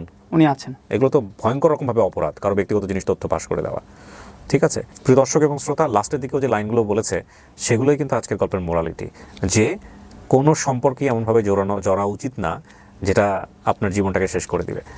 এবং দেখুন, এটা যদি ওর বৈবাহিক সম্পর্কে হতো, যে ও মেয়েটাকে বিয়ে করেছে, মহিলাকে বিয়ে করেছে, তারপরে ওর লাইফে এগুলো ঘটেছে, তাও এটা কনসিডারেবল। কিন্তু বাংলাদেশের মতো সমাজে বসবাস করে ধর্মীয় এবং সামাজিক মূল্যবোধের জায়গাটা থেকে এমন একটা ব্র্যান্ড ওর জীবনে পড়ে গেছে, ওকে যদি লায়লা আজকে ছেড়েও দেয়, ধরেন আজকের পর থেকে নর্মাল লাইফ লিড করতেছে, ও কি পারবে জীবনে এই আমার রিকভারি করতে অনেক সময় লাগে। তুমি কোনোদিন রিকভার করতে পারবে না, এটা কখনোই তুমি সুস্থ জীবনে যেতে পারবে না। তোমাদের পরবর্তী জীবনে একটা ঝামেলা তৈরি হবে, তোমার লাইফে হয়তো নতুন কেউ আসবে, সে তোমাকে কথায় কথায় খোটা দিবে যে তোর অতীত জানো না, তোর অতীত পুরো বাংলাদেশ জানে। তো তুমি এই জায়গা থেকে কখনো বেরোতে পারবে না। আর আমার মনে হয় যে আমাদের সবারই একটু, যারা আমরা এত ওদের কাছাকাছি বসবাস করি, তাদের সবাই একটু ওদেরকে বেটার পরামর্শ, দুজনকে আলাদা করে দুজনের একটা সুন্দর জীবনযাপন করতে দেওয়া উচিত। বাট এখানেও কথা হচ্ছে যে আসলেই কি ওনারা নিজেরা চায়? আসলেই কি অধ্যায়টা এখানে শেষ হলো? কিন্তু আমি যে কোনো মুহূর্তে এই অধ্যায় শেষ চাই, যেভাবে হোক, এনি কস্ট। শেষ করছি আমরা আজকের মতো। অধ্যায় শেষ হলো কিনা জানি না, দুজনেই আপনারা স্বাভাবিক জীবনযাপন করেন, আমরাও স্বাভাবিক জীবনযাপন করি, এটাই আমরা আমি স্বাভাবিক জীবন ফিরে পেতে চাই আপনাদের মাধ্যমে। সো ভালো থাকেন, এই শেষ করছি আমরা আজকের মতো। আসসালামু আলাইকুম। আসসালামু আলাইকুম।